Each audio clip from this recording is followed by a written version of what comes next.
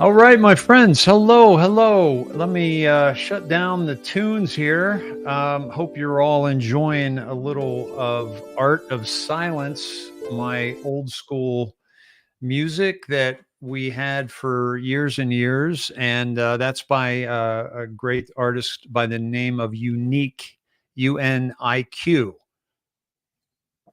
Cheers, one and all. It's good to be here with you. I apologize for the delay getting started. Two delays. One, it's been a minute since I've been live. It's been a handful of weeks, and so I wanted to first. I'll get back to that in a second. But then the launch tonight was we got hail coming to Central Texas here, west of Austin, and I had to get my car in the garage. So I went out and got pretty wet trying to make all that happen and make some room. So at any rate, I'm here. We're here together. Welcome one and all. This is the Indoctrination. I am your host, David Snedeker, and I am glad that I'm finally back in front of you. And I will tell you that it's been for good reason that I haven't been able to see you for a while. And I'm going to get into that here in a minute. But what I ask everybody is to let's check our coats. If you're new here, we do a process where we imagine we're coming in out of the rain, out of the cold, out of the storm, and we've got this big, heavy winter coat on. It's got all of our indoctrination, all of our preconceived notions, our unconscious bias. And we're just going to take that off, and our ego, by the way, and take that off and check it at the coat check. It's safe there. You know the people there. You're not worried about it. And by doing that, you're not encumbered with all that through the rest of the evening. Now, if we were in a storm, if we were out in the storm, I'd never tell you to check your coat. But we're in the Sned shed. We got the mod squads in the house. Thank you, all of you that are watching over Hawk J Marsden on Facebook, Hawk's Mustard Seeds on 24, 25. And I hope I didn't mess that up. And then Dave at DaveSnedeker on X, the Indoctrination on Rumble, and also we're on Q streaming tonight as well. And also Hawk's Mustard Seeds on X. So if you would, mods, just keep it civil. I'm going to get into some pretty intense things tonight. You are in for quite a ride. And I will tell you that very rarely have I had to do the kind of research that I've been doing over the past couple of weeks. Normally, things are a little bit more myopic, focused, and I'll do one thing or another. And speaking of which, I want to share this with you. Let me get to this. So my friends, please share this out. This is going to be a very, very hot show, very, very important show. And I ask you to share this out because this is very, very important. And as you know, I don't say those things lightly. So my friends, this is a typical show for me. When we were doing the indoctrination. And the reason why I want to show you this is I don't need most of this show, by the way, is definitely for my listeners, but also for many of you who don't know me, don't know the work I've been doing over the past 5 years. Over 1,100 shows, over 5,000 hours of content, almost all live, just like tonight. And then I was taken off the battlefield for a bit with some personal tragedies that happened in my life, as many of you know. And but I'm back, and I am ready to finish this war. And I've always considered this a war, as you know. I've always taken this very seriously. That we are in a fight for our lives. So I want to take you to one of our shows. This was June 13th, 2022. all the links, tonight's show, what we did. Todd and I would do decodes on the extra the drops. My co-host Todd Gedominski, Cindy would call in, and then we had show contributors. We showed everybody that was sending us information. We have some fun memes. But then everything that we got into, everything we talked about, we'd have a link to the articles on where you could find that and where you could do the research yourself. And these would start out around 10, 12 pages, and then it eventually got to be, by 2023, we were into the 30 pages. And this is also why, and this is another one. This is one that we did. This was when we exposed, and we also called out that this was fraudulent, these documents at Mar-a-Lago, and that they were staged. And we did this in real time. And now you're finding out that they were staged today. By the way, I just pulled this up by accident. And so by the time I got to this page, I would offer a link for donations, because it took me 200 shows. I did 200 shows before I ever even dropped a PayPal link. And that was because people were saying, hey, how can we support you so that you can do more of this, because we really like the work you're doing. And so, so show me somebody that has done 200 shows and not charged a dime. And I would suggest, by the way, that maybe you give them a listen. Okay. So that's that. So let me get into, and I hope I keep my power, but we are in a pretty intense storm right now. I also got a puppy in the past couple weeks. And so that was, that definitely has taken me out of the loop a bit. So that's just one, but I want to show you one more thing regarding our previous shows, and let me pull that up. And this is let me see if I can do it this way. Yeah, I think I can do it that way. I just want to. So, okay. It's not letting me. There we go. Okay. So here, my friends, is all of our shows. This was on our Google Drive, and we would also have it on theindoctrination.com, which is down right now.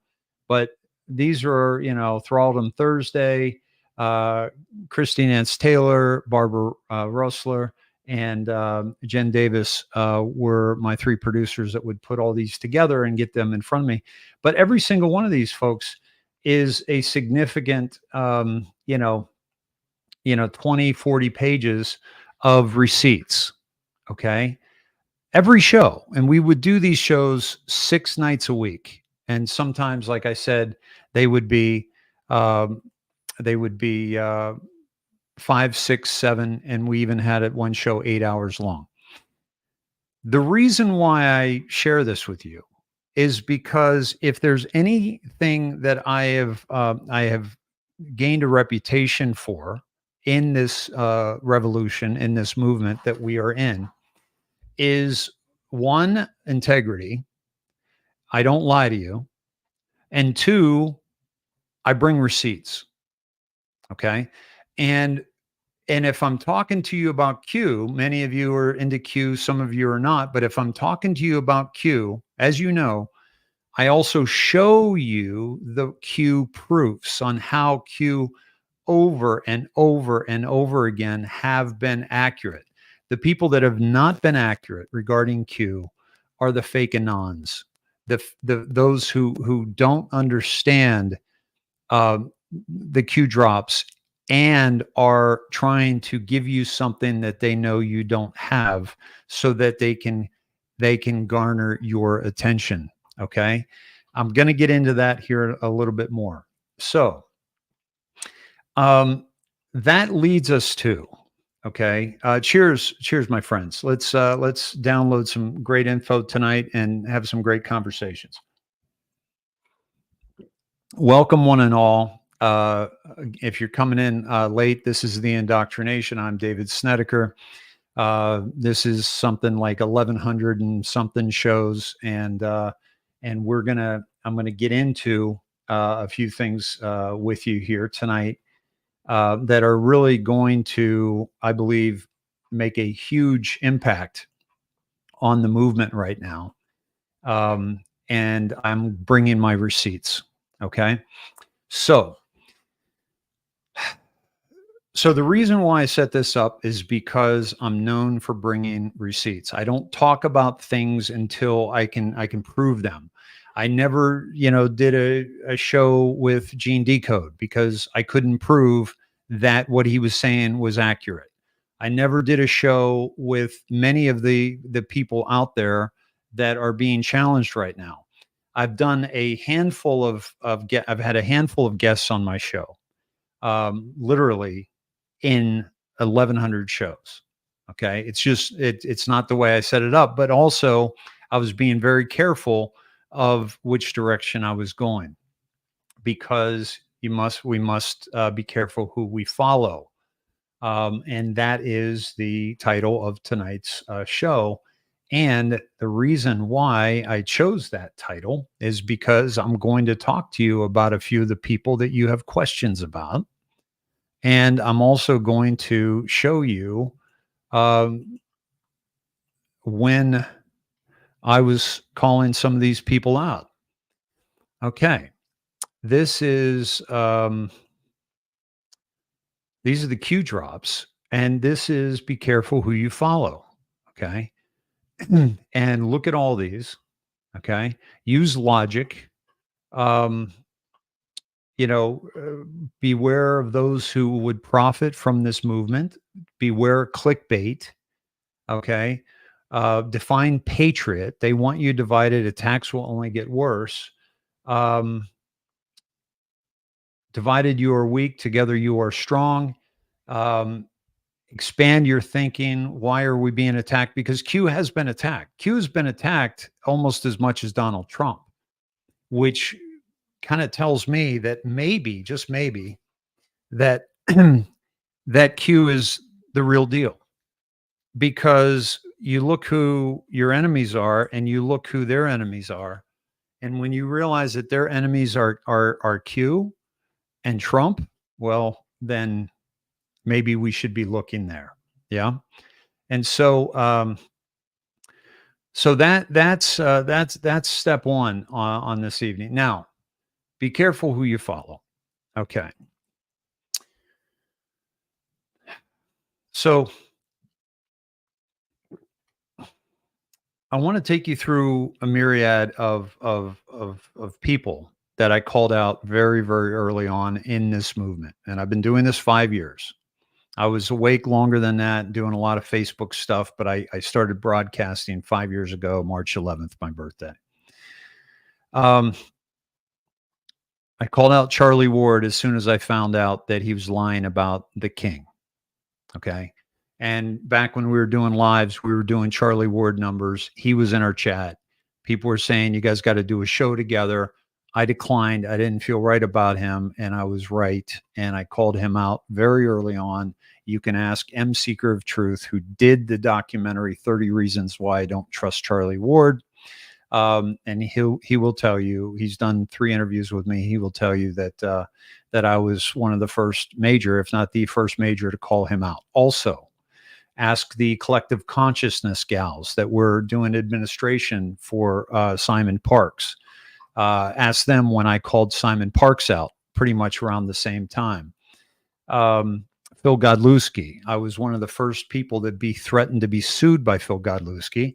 And I was right up there with the Scranton Times. Okay. That's how long ago I was out ahead of the Phil Godlewski bit. And by the way, I did see the text messages back then. Okay. Um, so, so these people, then this guy comes on board on Field McConnell and he pretends to be JFK Jr. His name's Juan O Savin. I called him out before anybody that I'm aware of. Okay. So these are people that I saw coming along, and I went by the tenets of Q. Even if you don't believe Q, it's almost like I was having this conversation on a Spaces last night with Script Keeper. Welcome to the show, Script.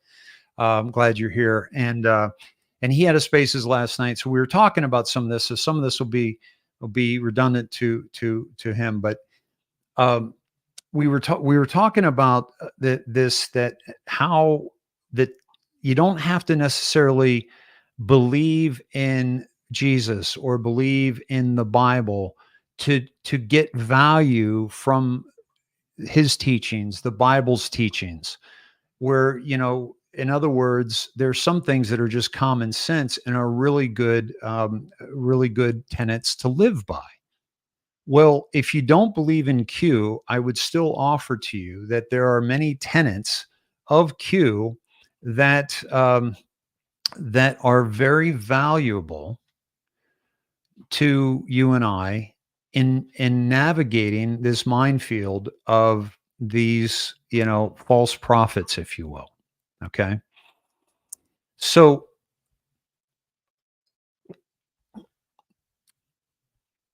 be careful who you follow. Beware those who profit from this movement.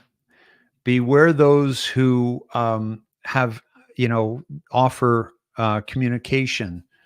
Q said no outside comms, outside the board. And that's from a standpoint of strategic, and also factoring in, some of the people that are involved, and some DOD tweets, and possibly Grassley, but certainly Trump is Q plus, Dan Scavino, and I believe Ezra Cohen Watnick.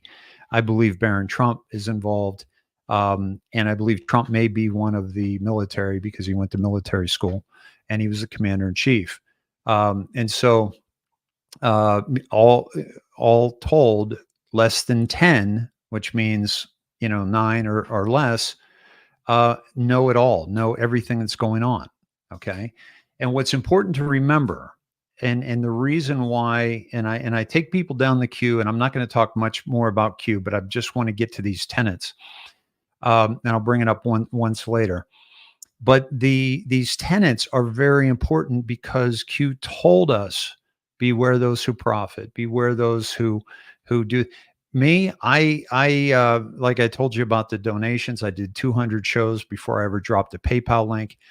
People ask me, how can we support your research? How can we support your work? And so I do put donation links out there. I do share a few different companies that I've aligned with. Colloidal silver, and incredible product that my friends make, and their business is basically my audience. And I've turned down Melaleuca. I've turned down, the Wave Watch, because of other people that were involved in it. I didn't want to have that association, which is why also I never did these big roundtables that everybody was doing, so that they could cross collateralize their audience. I never built my audience that way. I could have done shows with all these guys, and I chose not to. And so this is who I am, and I've been around for a long time. And the reason why I set up this foundation is because I accepted one person on my show weeks ago by the name of Mike Gill. And I have to apologize to you all for bringing him on. And I'll tell you why. Everybody loved the interview. It was a 5-hour long interview. I thought it was a very good interview. But I didn't have the documentation that I was asking for, that of things that he wanted to talk about. And I have documentation on that, and tweets. I mean, you guys can see them all on the Twitter communications. So, but normally I do my homework before I have somebody on, and I didn't quite know him, and I hadn't done my homework on him. And just like all those receipts that I show you, I go through them before I talk about them. I do that with whatever guest I'm going to have on, even though I don't have that many guests. So I threw the cart before the horse in that particular situation. But Excuse me. But I will tell you now, without a doubt, that had I done the normal research I do on somebody or on something before I presented on my show, I never would have had him on. And it has nothing to do with his demeanor, his personality, how difficult he can be, how he blocks everybody on Twitter, like hundreds. I've been on Twitter since 2010, folks. If you look at what I block, it's all the like the big stuff, like the people that are there that are spamming and blogging and all that. I don't block people on Twitter, hardly ever. And here's a guy trying to get his message out, and he blocks people left and right and left and right. And he blocked me. And if you look at my second to last show on Rumble, by the way, we're on Rumble on the indoctrination, no space, the indoctrination. But if you look on the date, actually, I don't have it up anymore because I took everything down relating to him. And that's for legal purposes, by the way. So this was a 5-hour interview. It was very well received. And I think what excited people about me coming together with Mike Gill was the fact that people know, A, that I have integrity, B, that I bring my receipts and I do my research, okay? And C, that I'm a Q guy. I'm well known as a Q guy. I've done countless hours of dives and confirmation. And I've even given you confirmation recently. By the way, going back to May 22nd, 2019, I warned you that they were coming after the adults and they were going to create an event and then force the jab. I told you that in May. My audience knew about the thing coming up. I don't want to trash my buddy's channels, who he tries to bring me into YouTube and Facebook, because I've been annihilated off those channels multiple times. But my audience knew when that hit in January. They said, this is what you've been talking about. And we knew exactly what it was. We knew exactly what they were going to follow it up with. And I saved thousands from that jab. And then you have people like Gill coming in. You've got people like Michelle Moore coming in, who I spoke very kindly of. She never watched my show talking about Gill. Otherwise, she would have seen that. And but I'll get back to this in a second. But you have so many people that are coming in that are pretty new. I mean, they weren't there before the CV, and they weren't there through it. And they weren't there during. But now they're coming in guns blazing, and without the due respect that should be afforded those of us who have been in this war, been in this revolution for a very long time. So getting back to, excuse me. So getting back to this situation with Mike Gill. Mike Gill and Michelle Moore did a hit piece on me. Okay. You guys that watch her, you ate it up. You loved it. It's great. It was so great. It's so great. No receipts, no proof, no evidence. Mike said that, you have my permission to release all of our text messages. Basically, he said we talked for 8 hours one day, 3 hours the next, and then says release the text messages. Very little was said on the text messages. But here's the thing he knows about. And the reason why I bring this up, and I'm going to get into some very, very important information regarding Mike Gill and this story that he is telling, not just related to me, but related to the movement. And I'm going to tell you that leading up to this, the reason why I had to take my time with this is because after that hit piece which was, I think, maybe 3 weeks ago, that Michelle Moore and Mike Gill did on, and it was cheered on by Eduardo Nicolas Alvier Gonzalez and some others. But the thing that was so important for me to figure out is that two things. One, why did Mike Gill lie about me? In so many ways. And two, why was it so important for him to embellish my relationship with David Rodriguez? He said we were best buddies, not just close friends, best buddies. I'm not even going to play that, but you guys can watch it. It's disgusting. It's disgusting, and it's very, very much defamatory. And I'm not done with that, by the way. So this is the way this came down. Is I had to ask myself, hey, buddy, I had to ask myself, why is he doing this? And so I had to go to, and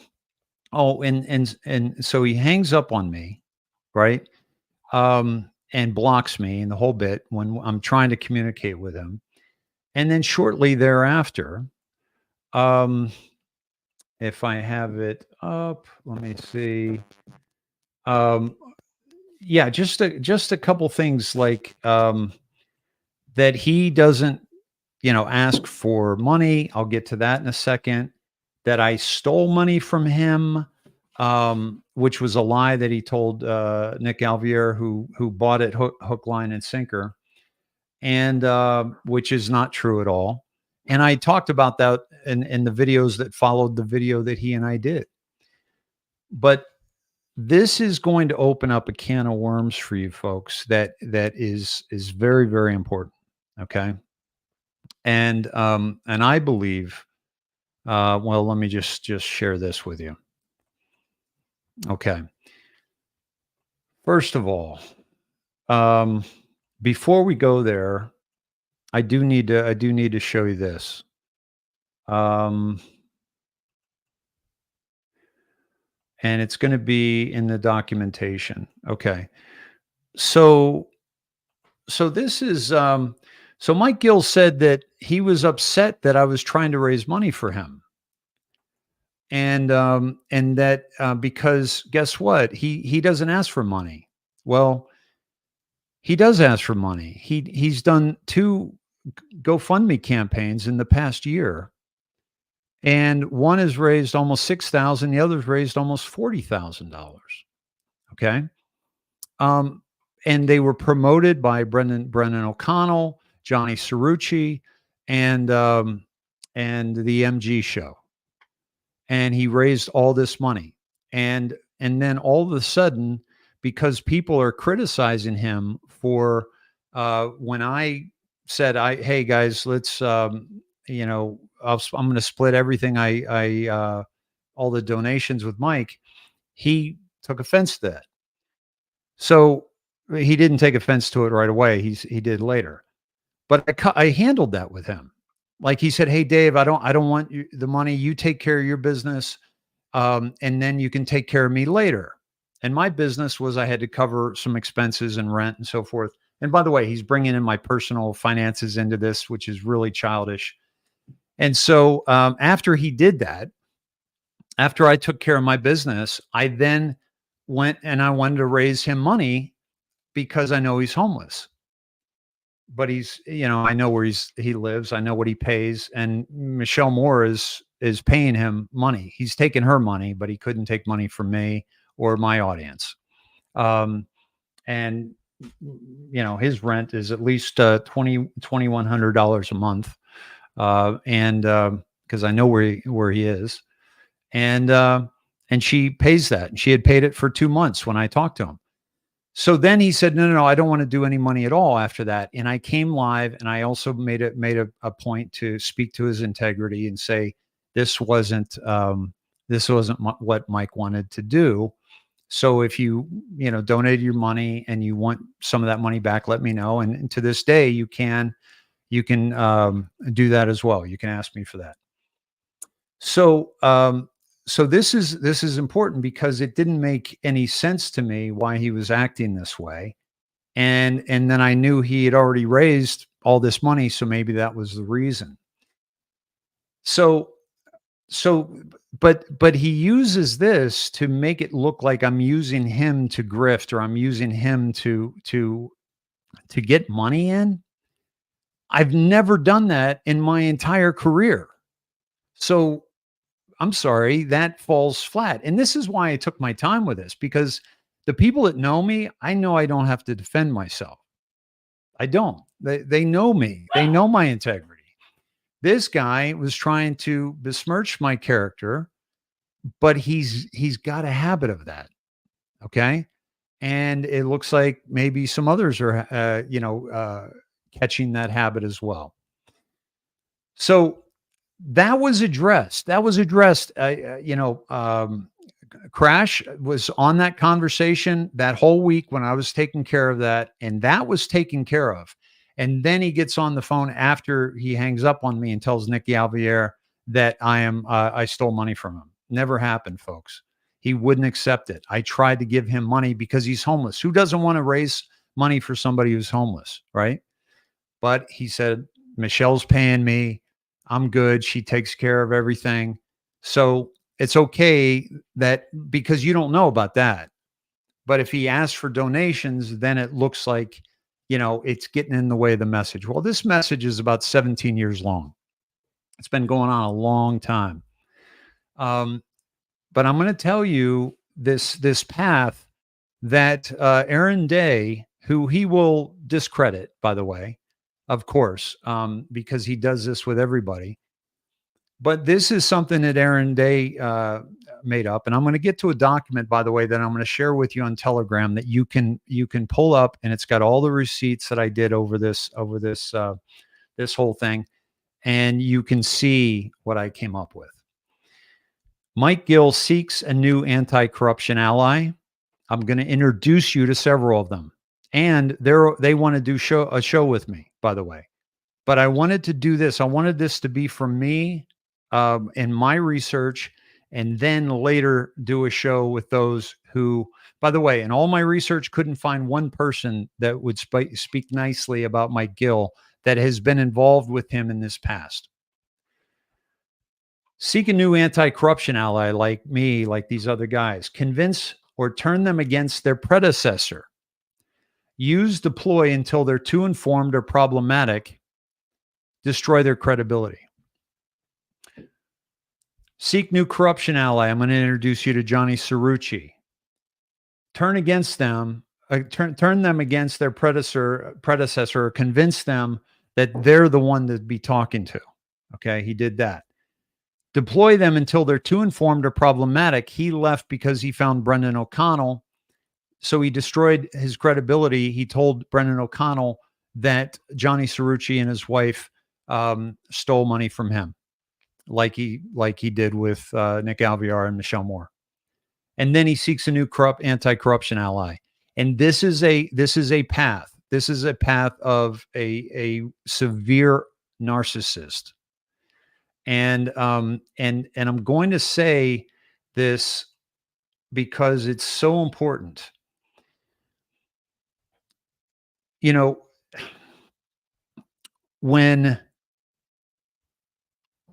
a basketball coach is successful, and I had a basketball coach at University of Iowa whose name was George Raveling, and George Raveling was a very bad man. Like, he treated people really horribly.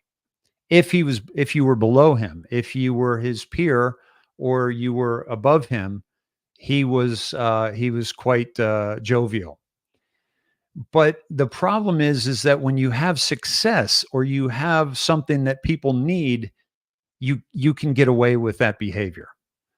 And so when it comes to somebody, a narcissist in your life, I would ask you, what do you allow? What do you enable with their behavior? in order to, satisfy whatever it is you need them in your life for. And we have all the people that I just mentioned. Okay. Charlie Ward was talking to Q. Simon Parks was talking to Q. Charlie Ward, the Nassar Jassar is coming. The med beds are coming. They're coming here next week. This was a very big week, folks. I'm involved in the quantum financial system. Lot of, and then Simon Parks, the same thing. And then Juan O Savin is pretending to be this guy that everybody hopes is still alive, who was a son of a president. And then he names his book after this image that we have of John saluting his father's casket as it goes by. And he's going to name his book Kid by the Side of the Road. And then years later say, oh, that's for everybody. All these people, Godlewski telling you he touched the firmament, telling you he's a part of Q and he's a part of the movement and he's Mr. Poole and he's this and this. And I mean, and now he's JFK's grandson. Okay. Going to Dallas and I mean, folks, these are all people that pretended to have something, which all goes to self-esteem, by the way. It's all psychological at the foundation. They're pretending to have something or be somebody they're not. That's why you have a lot of people that don't use their real names, don't use their real history, their real story. This is my name. It's always been my name. And I've always used it when I've done anything like this, because I didn't think I was going to be able to inspire others to come forward if I was hiding behind something. And so you have this situation where all these guys, they claim to have something, but we find out later that they don't. Well, this graph that you're about to see that I just showed you, okay, is the real reason why that Mike Gill had to cut ties with me, is because I became problematic before we even had our interview. Because he had blocked me because he said that Trump took a deal. And I said, bullshit. Where are your receipts on that? And that's the only receipts I was asking him for. And he never provided those because it's all speculation. Just like General Flynn was going to be RFK Jr.'s vice presidential pick. He was wrong about that. And he talks about how all these people are Flynn, and they're in the Flynn network, and they're not Trump. They're not for Trump. Meanwhile, the only reason that I talked to Mike Gill was because he was out there saying that Trump took a deal. How is that pro-Trump when you're challenging this man's reputation, his credibility, his integrity, his family? He's come all this way. He's gone through all this tragic defamation and attack and against he and his family. Where's your support for Trump when you're saying that he took a deal so that he could get out of these court cases? Okay. No, that's not the case. Okay. And if you're a Q person, you also understand the following: that one thing about being a Q person or a Q follower or researcher is that we're not out there looking for outside comms. We're not out there looking for somebody to come along with a magic pill. Okay. We are active. Script's a Q guy. He's out there doing shows. My buddy Hawk's a Q guy. He's out there doing shows. He did a show today. He's sick and he did a show today. These people there's a lot of people that have taken action because they've been inspired by Q. But the one thing Q tells us, and I will say this, Admiral Rogers was the one who told Trump that he was being spied on at Trump Towers by Obama. And they picked up and they went out to Bedminster, and they scoured the place. And sure enough, they were being spied on. So that's the NSA. So Q has the NSA. Q said, we have it all. We have it all. We have it all. We have it all. This is Q. We have it all. Huber, Saudi Arabia, Clinton Foundation. We have it all. You Access Kills. We have it all. They had 5 eyes, folks. This is why the capitulation tour. We have it all. Think public and private Twitter accounts. They all have them. These people are stupid. I proved that the white hats were in control of Twitter before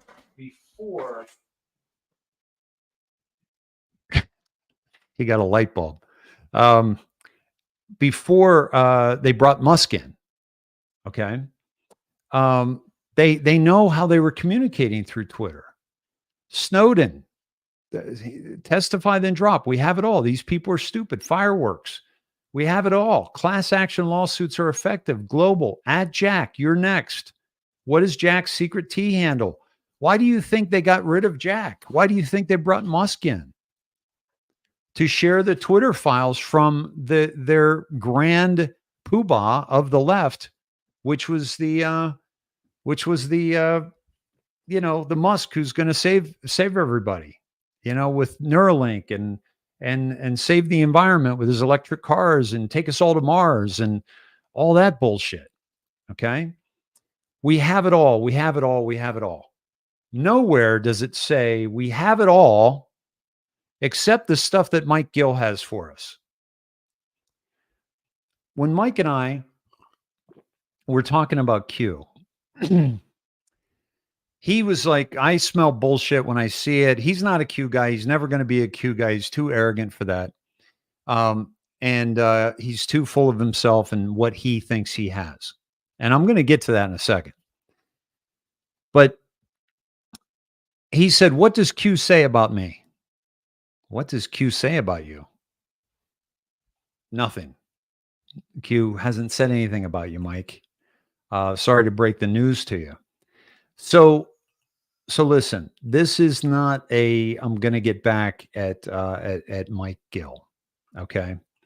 This is, let me share with you the research I found when I tried to figure out why Mike was trying to defame me and why he was trying to, why he was lying about me. So here is a document. But before I do that, I'm going to drop it in Telegram. Let me pull up my Telegram here. Okay.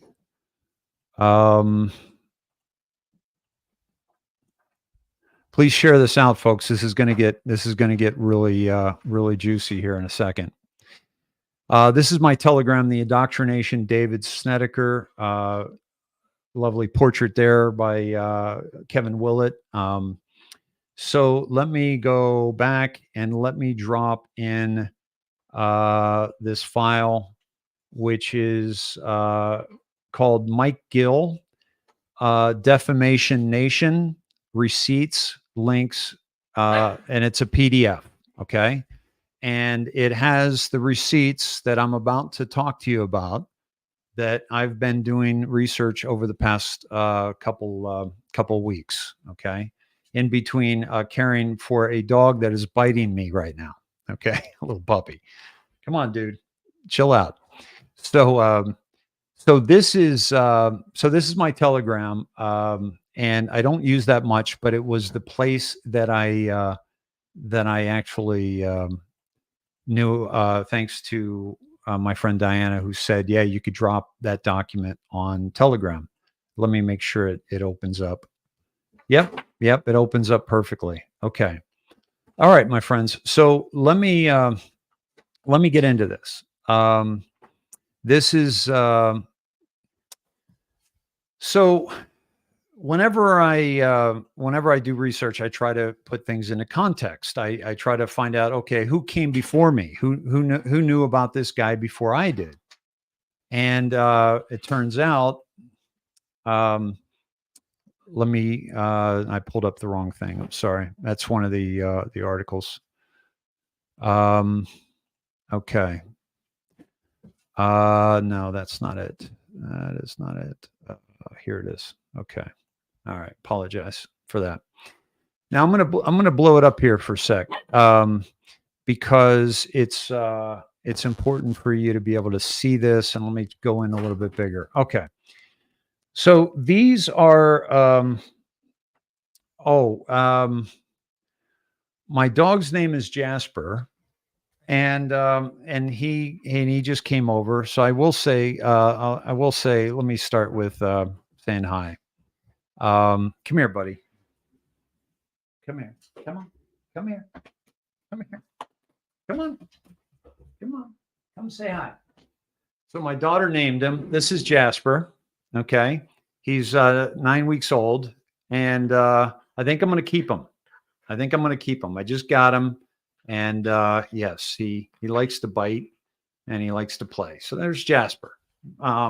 He's the runt of the litter, and he's going to be probably about 40 pounds. So there you go, buddy. Yeah. So so thank you for that. Diana mentioned that some of the people wanted to see.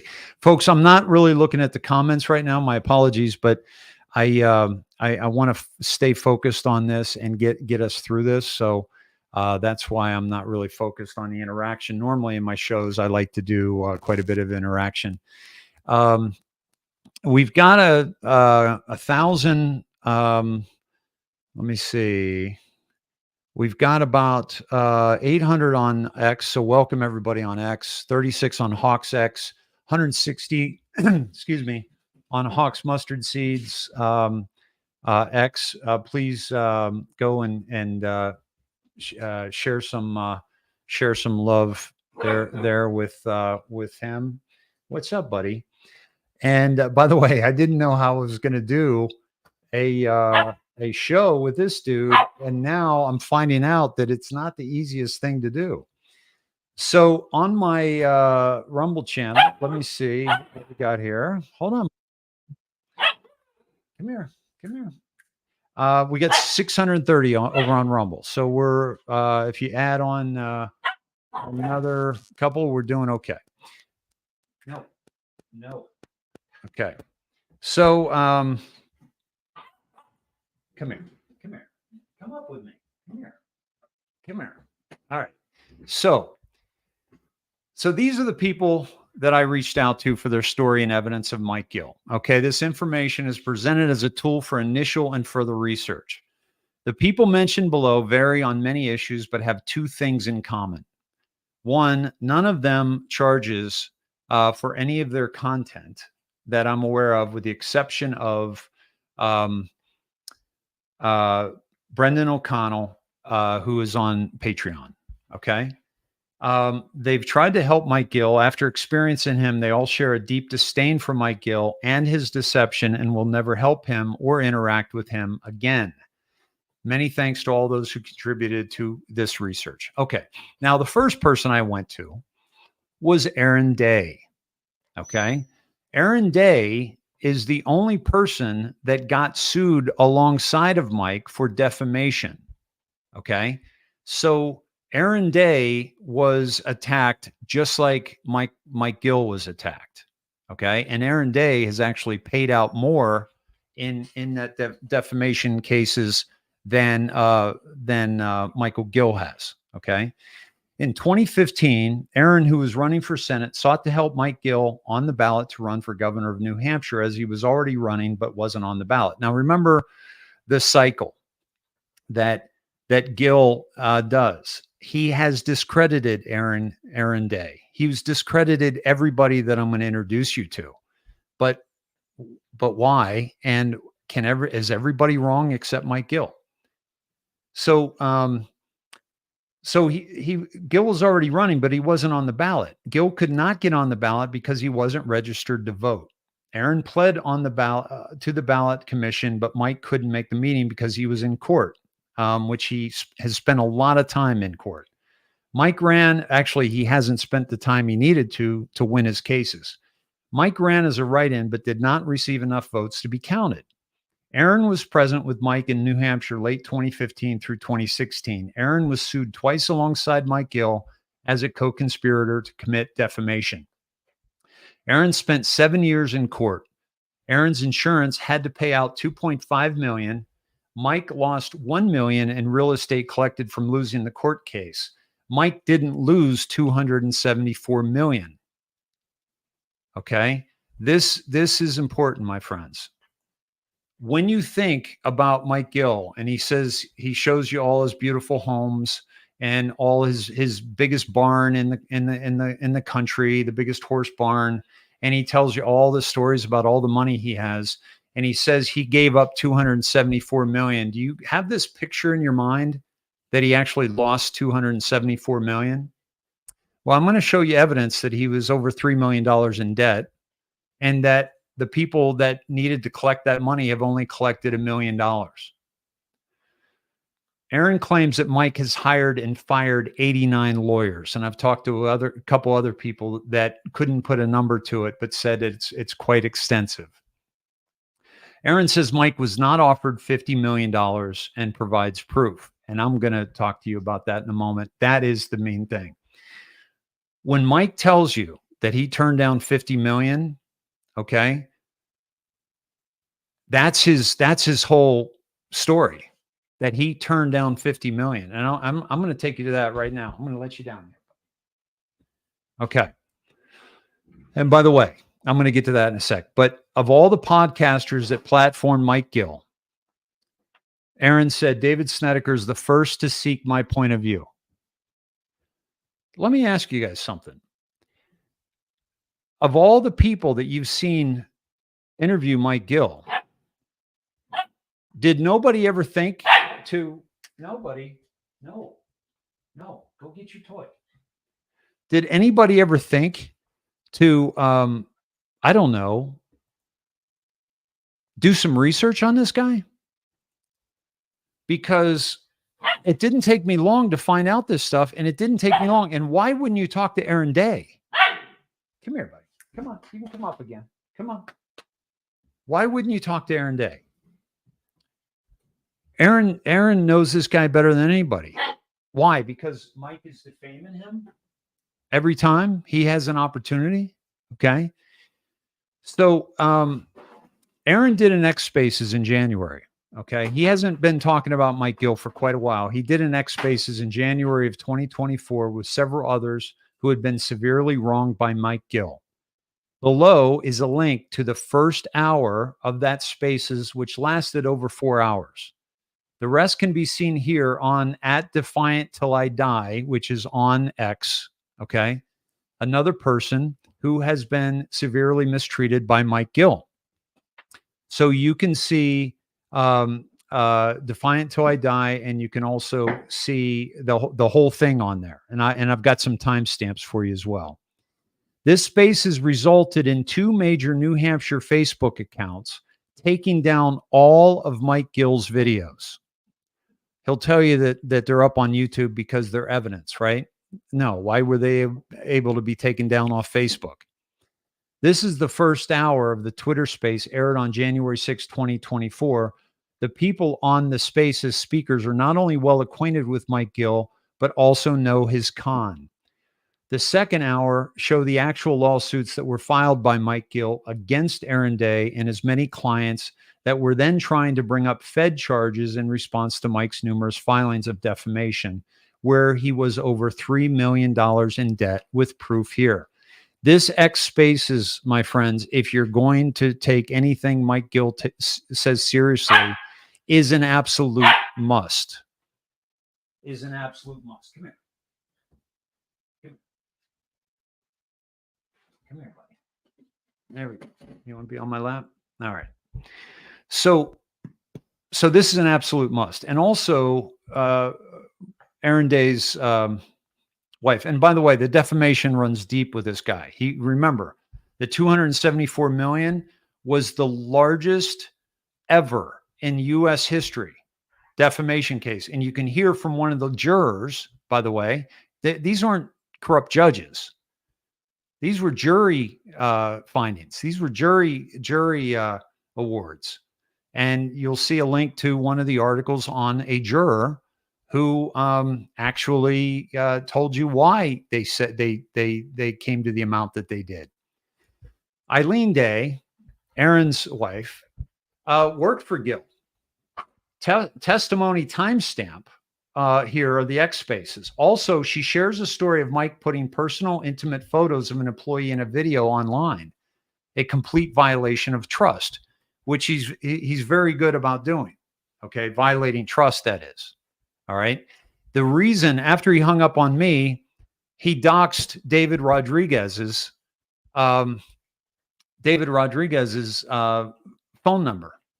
Okay, this was the start of my question, and he did that on Twitter, and then he lied and claimed that with Michelle Moore, and I can show you that part, that he didn't know that Rodriguez's number was on that tweet.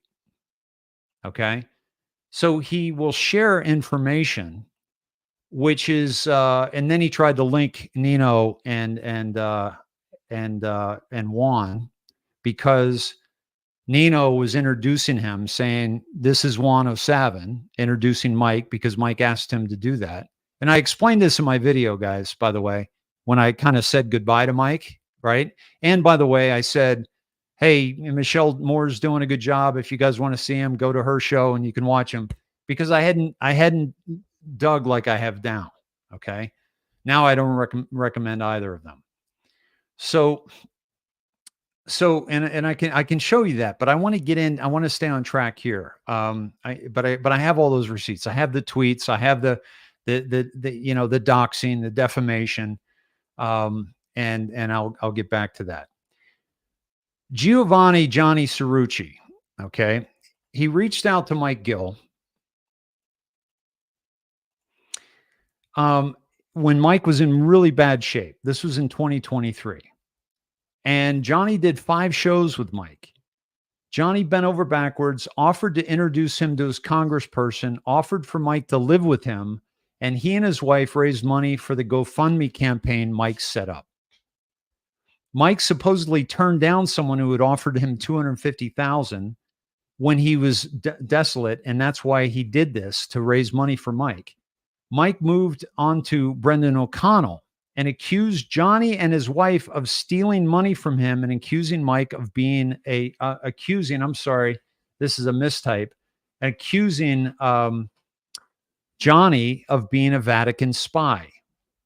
Okay. The discrediting continues. Okay.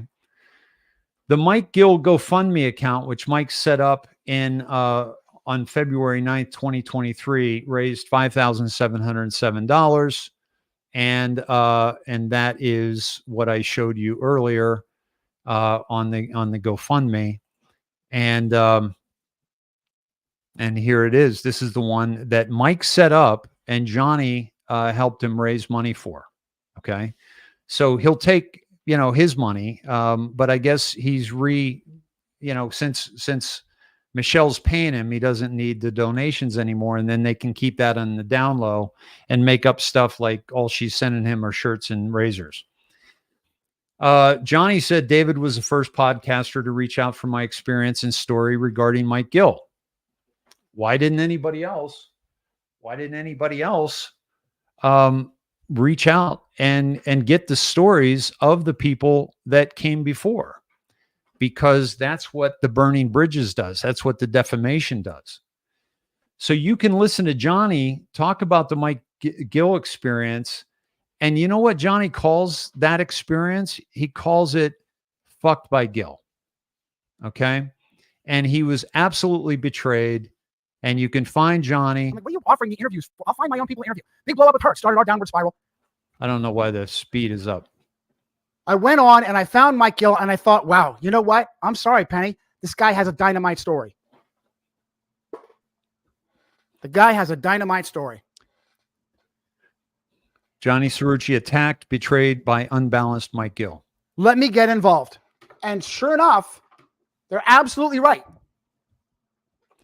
So I'm not going to show you all that, but that's why I've dropped this document so that you guys can do your own homework. Okay. But all I ask you to do, by the way, is do 1/20th of the homework that I've done. Do 1/20th of the research I've done. I've talked to Aaron Day for 4 hours. I talked to Johnny Cerrucci for 2 hours. I communicated with Brendan O'Connell over and over and over again. I've spoken to lawyers involved in this case. Okay. I've interacted with well, you'll see that in a second. But what I'm saying is this is so you can do your research and know who's talking to you. Okay. Nobody gets a free pass. Okay. Michelle Moore is got this mantra now where if you're a whistleblower, you can't be questioned. Bullshit. Everybody gets questioned because everybody's got an agenda. And Mike isn't a whistleblower. You call him what you want, but based on what I've found, no. So let me get to Brendan O'Connell. Brendan O'Connell has been online 25 years seeking truth. Brendan O'Connell is in hiding. Okay, real hiding. Spent 6 months with Mike Gill after Mike left Johnny Cerrucci. Brendan raised $40,000 for Mike, with $38,000 and something. Brendan did not receive so much as a thank you from Mike for this raise. And by the way, the MG show, I'll say earlier, they also contributed to that raise. The other Mike Gill GoFundMe account set up in March of 2023 raised $38,683. Okay. So this is now, again, he's able to take this money, but folks, it's just no longer, it's no longer beneficial for him, I guess, to publicly ask for money, even though he needs it supposedly. But now he's getting paid by Michelle Moore. So how much? I don't know, but certainly enough for his rent. Okay. And so that was set up by a gentleman through Brendan O'Connell, and then Brendan raised all that money for him. Mike claims he doesn't ask for money, but so far he's up to $44,390. Plus, he told David he's getting paid by Michelle Moore, who's been doing shows with for a year. And as of early April 2024, she paid his rent through May of 2024. So, folks, would I do this if they didn't, try to come after me and defame me? See, I'm not defaming anybody. I'm bringing receipts. They had no receipts. And I'm trying to warn you about this con, like I've warned you about previous cons that I've been at the forefront of letting people know about. Yeah. Really, who are you learning about Wayne Willett from and Juan O Savin? From Michelle Moore, who actually did a show with him a year ago? And when did she tell you this? A day ago, a week ago, a month ago? This is unbelievable. So at any rate, Brendan said to me, he said this on his show. I've never been more betrayed in my fucking life. I'm using curse words. So is that bad, Michelle? You don't like curse words? Is that why you don't watch the show and actually do your homework before you try to defame somebody? Well, there's a 4-letter word that you might want to take off of your vocabulary on your show. And that's liar, which you called me. Okay. Which you defamed me. And this ain't over. But maybe you ought to get rid of that 4-letter word before you start acting all high and mighty. And that is that what the Holy Spirit told you to do? Is to go out and call people liars instead of actually do your homework and do your research? So,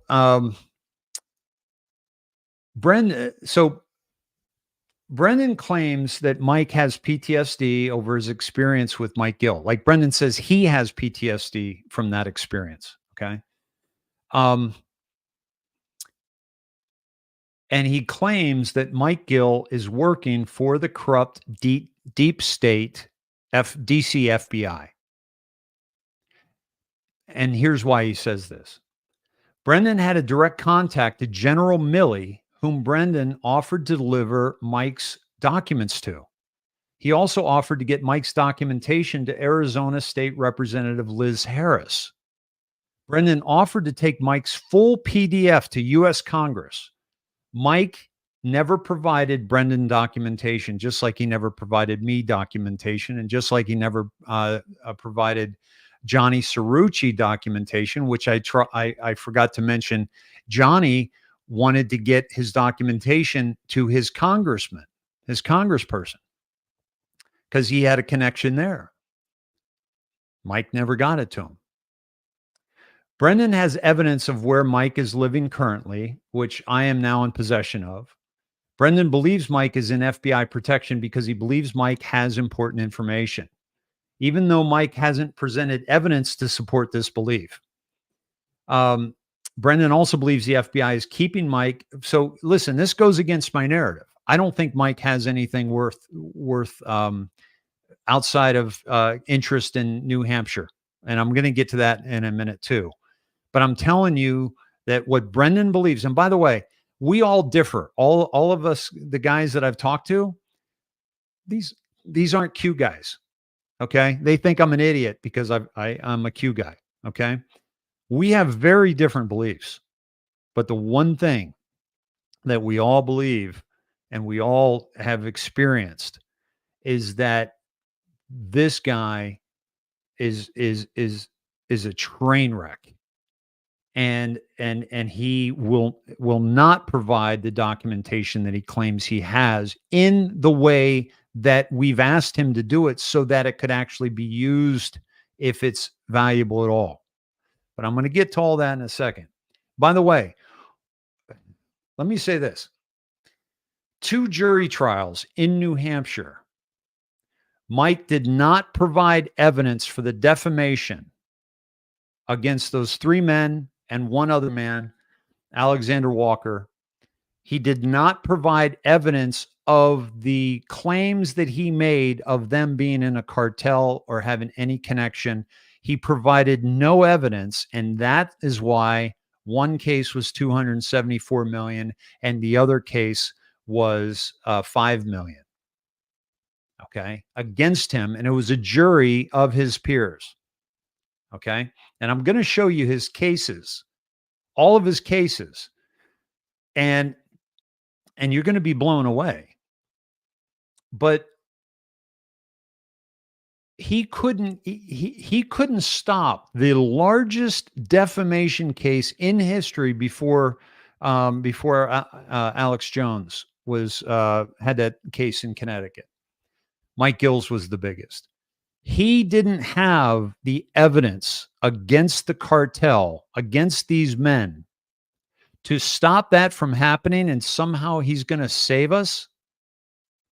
Somehow he's our savior. And blocking everybody and damaging everybody, and anybody that gets close to actually realizing that he doesn't have the receipts he says he has, he's going to defame them, discredit them. Well, Michelle Moore, you got some splaining to do. So I'm telling you a narrative that Brendan has that I don't agree with, but I'm open to.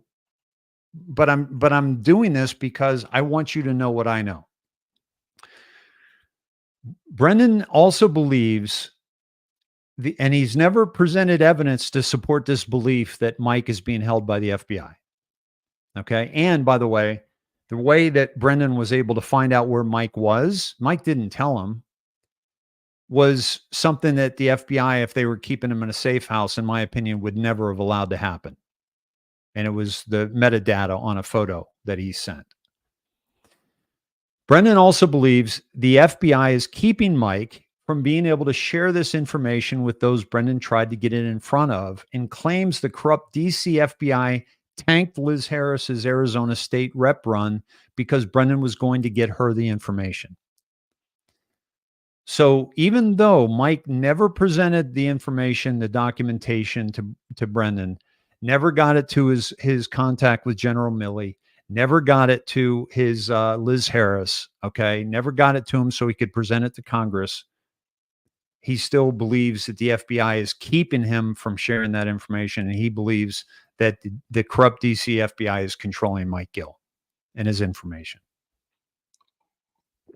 and is a part of, causing all this turmoil in the movement. And by the way, I'm just speaking for myself. I'm not going to speak to anybody else that they've gone after or anything like that. I want to stay focused on this. I asked Brendan for the evidence for the FBI link twice, and Brendan hasn't replied with any evidence of this claim. I also asked how the FBI could have allowed Mike to share a photo with his geolocation, which is how Brendan was able to track his location. This is Brendan O'Connell's video from 3 months ago. Now, Nick Alvear shared one online on Twitter that was a bit, in my opinion, disingenuous, because it was right when Brendan O'Connell discovered Mike Gill and was taken in like so many have been taken in, because his story is a good one. He shows he's in front of people the whole bit, right? Let's all right, we're away. Are we working? Yes, we are. Ladies and gentlemen, we're going to talk Mike Gill and horse shit that's going around. The amount of bullshit going around that Flynn is going to be VP and it's going to be Kennedy. Look, Mike Gill is pushing this shit. Look, Mike Gill's full of shit. Okay? The stuff he's pushing with New Hampshire is all true. 100% true. Mike Gill is not interested in the truth. Just a side note to that. If all that he's pushing in New Hampshire is true, and I'm going to tell you it has no connection to the Pandora Papers whatsoever. I'm going to show you that in a moment. Again, I've researched him deeper than I think even Brendan did, and Brendan spent 6 months with him. This, if he has everything he says about New Hampshire is true, which I don't give a shit about New Hampshire. I don't know about you, but I don't give a shit about New Hampshire. Okay. I care about the whole country. And the Pandora Papers were all about South Dakota. That's where all the documents, that's where all the LLCs were. And I'll show you that proof in a second. But what he's saying is that it's 100% true, but he didn't get all this evidence. He wasn't given this evidence. And why couldn't Mike use that evidence to get him out of those defamation cases in front of a jury? Mike could have told the story to the jury like he's telling you and bringing the receipts, and he didn't do that. Truth. Mike Gill is 70 years old and he's panicking. He can't take it anymore. Now, I only released some of our phone calls. I haven't released all of them. And you're going to realize what a fucking lying, deceptive little snake that asshole is. You only have to look at what he's doing and who he's hanging around with. I'm depressed. I got people, I said, look, just keep me up to date with what he's doing. You know why I do that? I want to know what's going on because my life's at risk. Do you know why I pulled a lot of my stuff down and just went quiet? Do I have to explain it? Well, that little fuck sits in a witness protection program in Fredericksburg, Maryland. And I'm going to show you exactly where Mike Gill is to this day. To this day, he is a protected witness for the Washington, D.C. FBI. He's off on the town. It's Frederick, not Fredericksburg. He is pushing this shit on FBI. Do you seriously think Elon Musk has got rid of a single FBI agent? A single one out of Twitter? A single one? But he did get rid of his top security guy, Peter Zatko Mudge. Did get rid of that guy who said, dude, you've got Saudis and Chinese and Russians all through your stuff. There's security weaknesses everywhere. Boom, he was gone. They fired him. By the way, I've gotten to know Brendan a little bit. I've watched some of his stuff. This guy's legit. Like, he doesn't have a big following, but he's got some legit stuff. And he's not a Q guy, and calls us Q-tards, but he's got some good stuff. Tracked and it's all traced. That's why the diamond trade, where you get a, So then do you remember that shit? he gets into Exactly what was done to me by him. All right. He works for the FBI package with real solid paperwork evidence with names. Sensitive names could be redacted. He refused to do it. You need to not take lightly what was done to me by him. All right. He works for the FBI. He is working for the Washington, D.C. FBI, and I will show you his exact location in Fredericksville, Maryland, down to his protected witness place where he lives. It's a halfway house for protected witnesses and criminal informants. RFK must have lost his mind. Mike Gill would know. That's like his uncle choosing LBJ, and we all know how that turned out. So he gets Their own bat to discover the biggest drug money laundering scandal in fucking history, feeling quite safe, although Mike Gill said they were very nervous, no doubt. Oh, we're going to get into the fentanyl too. And I mean, I'm going to win. I'm going to win because I've got a very similar personality to Mike Gill. I got to win, and I'll fucking drag you all to hell on the way down. That's exactly what he's like. Although I think I've tempered it in my old age. He hasn't had his lesson yet, but he will. So that's it. He didn't go there to save all the people from fentanyl, because if he wanted to save all the people from fentanyl, he's handed all the witness lists and all the documents. He's handed it to the corrupt New Hampshire courts, knowing the New Hampshire courts are totally corrupt. He handed it to the corrupt local and federal FBI, the state New Hampshire FBI and the DC FBI. They've got all the evidence. And the witness list. He gave all the witness lists unredacted, all the cops, good cops that came forward, good people that came forward, people out of the drug rehab units that came forward where they were distributing the drugs and other things. And that's a worldwide phenomenon, I might add. Right? He gave it to all these people. He gave it to the IRS. He gave it to TIGTA, the Treasury Investigation Unit. He gave it to everybody, but he won't give it to you. And it was agreed on the first phone call. I am risking my life, Mike Gill. I've been around for 20 years online, and I've seen how the bullshit flows. I'm not here to increase your Twitter count. You're on FBI Twitter, for fuck's sake, you moron. Number one, we take the evidence to Congress, to state and federal authorities, intelligence community, and FBI, so on and so forth. Yes, he agreed. I said, do you understand why, Mike? I've been around. It'll go nowhere. If you sit online tweeting away, it goes nowhere. It's got to be taken and politicized and weaponized. Everyone was in. We got him over $40,000 in money. People were so excited. People were really good. And the fucker sat there and delayed. Mike, when are you going down to scan into a PDF? We gave him instructions. He sent me pictures which had his GPS tracking location, so I could see when he went and saw Flynn in 2018 in in Florida and all the rest. And I said, dude, when you send me this stuff, it's actually got all your tracking data in it. And I could see he was in Fredericksburg, Maryland at his exact location. I said, you need to switch that off in your Apple. That's how they got John McAfee. So no worries. And thank you to the person who pointed that out, because I don't use that stuff, so I don't know anything about it. But an Apple user pointed it out to me. So we also had a contact in the Pentagon that was going to get to, and I'm talking one step down from General Milley, literally one step down from General Milley. You think I'm fucking joking? Many of you know who that was. And I told him who it was and told him this is where it has to go. It has to be handled delicately. The most important thing is your health, Mike, and getting you rested, relaxed, safe place, the evidence stored, redacted and unredacted, all right, in an electronic format that can never be taken back. And that gives me protection, Mike, right next door to the Sinaloa cartel. And I'd already decided if they come for me, I'm white with an Australian passport, I'm probably going to get a warning, and it's 30 minutes to the airport. I had $4,000, enough to jump on a plane and probably head somewhere. I had an idea where, but I didn't want to do it. But I did it. You understand? That was a sacrifice. What did Mike Gill say? I did it for the clicks. Are you fucking kidding me? That should tell. It's all you need to know about Mike Gill. After all those conversations, after telling him how concerned I was and he couldn't fuck around, that if you wanted to protect people and fentanyl, it has to go through the political process to make changes. And Elizabeth Harris was waiting for that information in Phoenix, Arizona. We had 3 people who were in contact with her chief of staff, waiting. And then you saw Elizabeth Harris drummed out of Phoenix. That was Mike Gill. Mike Gill knew it because the FBI told him, his FBI handlers, he was not to release the documents. You've got to understand, his FBI handlers are individual agents. It's not the FBI. They're individual agents who are handling him. Okay? And they told him, don't release it, because they're all implicated in the whole fucking thing. They're trying to stop to show all their own fucking corruption. They use the leverage of Mike Gill to get, do you understand that every state FBI office is fighting with each one? Every one of them is involved in drug trafficking, protecting drug trafficking.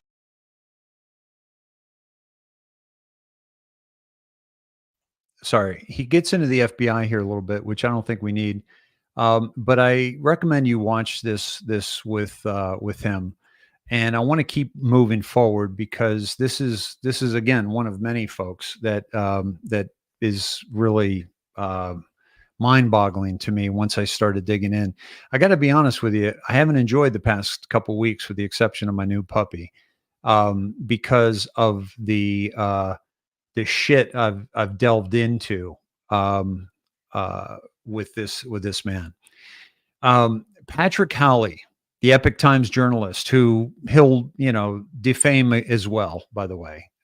Patrick Howley, who has broken several stories over the years, including on his National File website, where he broke the Ashley Biden diary.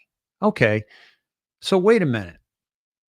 This guy broke the Ashley Biden diary, which basically says that Biden was showering with her, and the complete inappropriate behavior, which made national news. Patrick Howley broke that. Okay, he's a journalist. Okay, but not if you listen to Gill, he's a part of the problem. If you listen to this guy O'Connell, he'll tell you he's a muckraker. But Patrick Howley broke that, and he was willing to break this, and he was commissioned by the Epic Times to go and talk to Mike. He was tasked by the Epic Times editors to investigate Mike's story, but Patrick was never given documentation that supported any of Gill's claims. Patrick says Mike was not offered $50,000 to walk away, and even wrote this letter to Brendan that Brendan shared with me. Brendan, I appreciate that you seem to understand now that Mike Gill does not have evidence, and that his supposed $50 million offer was actually an email of his lawyer trying unsuccessfully to get $50 million. And I'm going to show you that in a second. The more intriguing question is, why did Gill try to set up that particular group of journalists and MAGA people with fake evidence, as he tried to do with me at Epic Times, which is well documented? So this is what he does. He makes this fake evidence. He's putting out fake evidence about James O'Keefe. And the reason why he did that was because O'Keefe was in the news when he left Project Veritas. And then Mike's going to tell you he knows why he left. No, he doesn't. Moving beyond everything that went down, is there an opportunity for us to publicly come together? Having watched some of your videos from the past, I think some of our opinions on foreign policy certainly align. Let me know. Well, depending on how Mike Gill responds to this show, will determine on how much farther I go, and because people want to come together, they're fine. The last thing they want to do is spend another minute talking about Mike Gill, but they will come together and tell their story. But you can hear their story. You can hear Patrick's story on the January X Spaces, okay? And if you just click here, that'll take you to that, and go to this timestamp in there, and you'll hear Patrick's story, okay? Both Brendan and Aaron both say and have proof that Mike Gill has put witnesses at great risk and never protected them. Okay, that's Patrick Howley. Okay, very respected, okay. FCB, Freedom Channel Broadcast, that Mike calls KFC. I don't know this man. I didn't talk to him, but I did watch his show. He shares personal experience, the court case of fraud against Gill and Gill's employees who claim he asked them to falsify records. He also shares excerpts from Brendan O'Connell's video claiming Mike Gill is working for the corrupt DC FBI, and it's his job to disrupt this movement. Now, folks, I'm going to show you this, and I'm going to drop it. I'm going to drop it in Telegram as well, okay? Because it's going to be hard to read here. But when we're talking about Mike Gill's court cases, okay, this is a compendium of them. And I'm going to get rid of my picture so we can see them all here. 2013 actually starts down in 2003 when Mike sued the Gulfstream Park for defamation based on articles that came out stating he was cheating and drugging his horses. This was withdrawn. Then you go to 2000 actually started. He was sued for small claims because he wasn't paying his employees by 3 different employees. Gene Durr was thrown under the bus with the Department of Revenue when there was really nefarious stuff. But these are all his court cases, okay? And he lost or dismissed every one of them, okay, or settled, which he had to pay out people that were suing him for money, okay? He's when it comes to the courts, he is a loser. So are we to believe that every single one of these district courts and these Supreme Courts and these superior courts are corrupt? Every single one of them. Are we to assume that the juries, the 12 men and women that said 274 million and 5 million, that those juries are corrupted? Why didn't he present his evidence? Because he didn't have his evidence. And that is what you're going to find from somebody like myself who demands receipts if you want me to tell and share your narrative or your story. Gillbox, the true story. This gentleman breaks this down. And it is really, he breaks down. I'm going to show you him because I want you to check him out. Just like you'll check out probably Brendan in the Spaces story with Aaron Day. But what I and it's called Gillbox, the true story. Okay.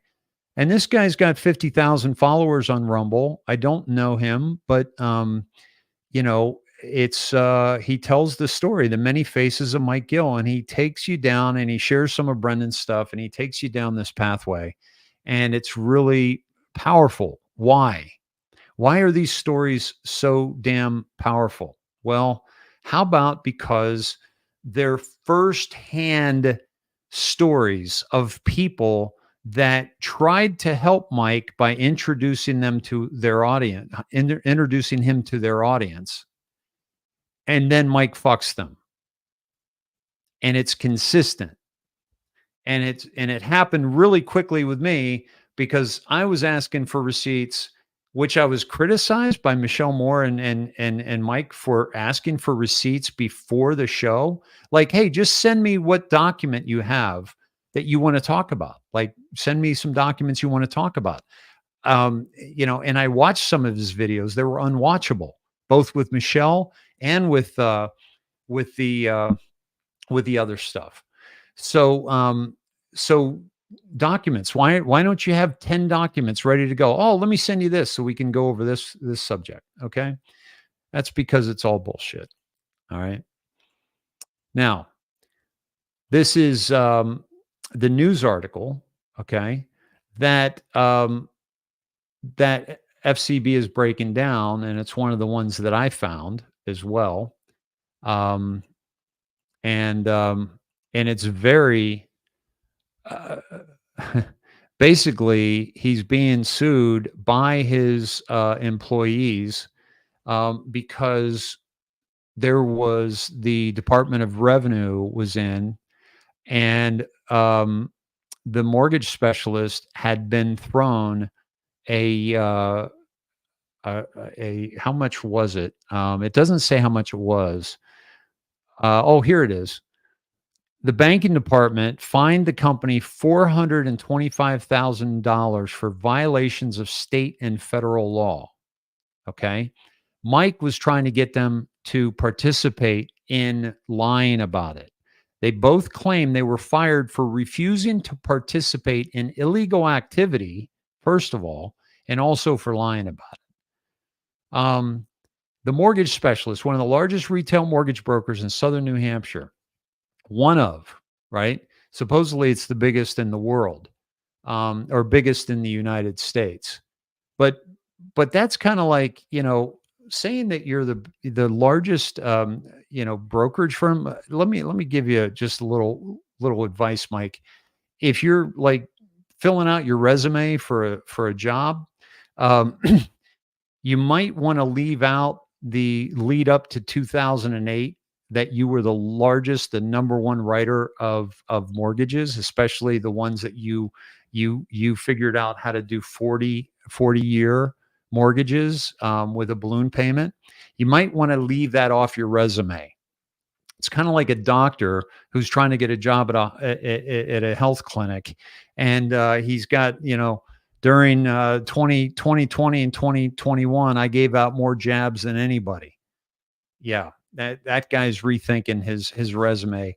Maybe you ought to do the same, because how many people were above their heads and you got them into a home because of financial benefit, financial gain. And this is all coming out. So this is the whole story, folks. And I have the link there. And I think you can read it for free. And if not, let me know. And I'll do a PDF of this as well. But I think you can access this one for free. But this is an incredible story here as well. Okay. One of the many, many situations, okay, where this is where we really need to rethink, how many people this guy has damaged in his wake, and it's really tragic. This is the first 3 paragraphs that I share, and I got into that. Former executive Gene Durer claims in a lawsuit that owner and president Michael Gill said someone other than himself or his second in command, controller and compliance officer Lisa Tracy, would have to take the blame for banking department violations. Otherwise, the liability would destroy the company. Okay. That's that whole story. All right. Now, also, okay, so let's get back to this story, the money story. Mike will show you, pictures of his home and his cars and his barn and his horses that he killed, and some he didn't. But if you're going to be successful in that business, you got to kill a lot of horses, and that's just the name of the game, especially when you play it like Mike Gill did, which is why the jockeys walked out, because of the way he was treating the horses, and he was actually making the races dangerous. And by the way, the $25 million that he claims he was offered by Penn National, Mike, please share that evidence as well. By the way, if Mike Gill shares any evidence, okay, that contradicts what I'm saying right now, I will publicly come to you and apologize to you and apologize to Mike Gill. If he produces evidence against the things that I'm saying right now, I will, and it doesn't matter. I will do that. That's you have my word on that. You ask my audience, if I'm wrong about something, I'll come on and I'll say, I was wrong about that. Sorry. Okay. Period. Below. So when Mike tells you that he lost $274 million, that gets your attention. Okay. That gets your attention. It's like, oh my God, this guy gave up $270 million. He gave up all this. Well, this is his lien amount for $3.5 million by the Department of Revenue. Okay. And by the way, thank you to Aaron Day for providing this. From the New Hampshire Department of Revenue, that Mike Gill was over $3 million in debt at the time of the jury award of $274 million that Mike claims he lost. So far, the three men in that lawsuit have only, and by the way, if I'm off on the dates, a little bit, I'll own that and I'll straighten that out or I'll apologize. But my point here is the three men in the lawsuit have only recovered $1 million in real estate and the billboards that were used to defame them. That's all they've gotten. And they even said they broke even because the house that they got was run down and they had to put a bunch of money into it to sell it. This is the evidence that he had a lien for this amount of money. He didn't have money. Okay. He wasn't paying his alimony that he was supposed to pay. He also sued his wife, by the way. And this came out in because of the divorce trial as well. So this is the actual information. Okay, now I'm going to take you down another path. All right, and so before I do that, I gotta take you to this one first. Okay, I got to take you to this one first because this one is the huge one. Okay. I'm going to get to the 50 million here in a minute.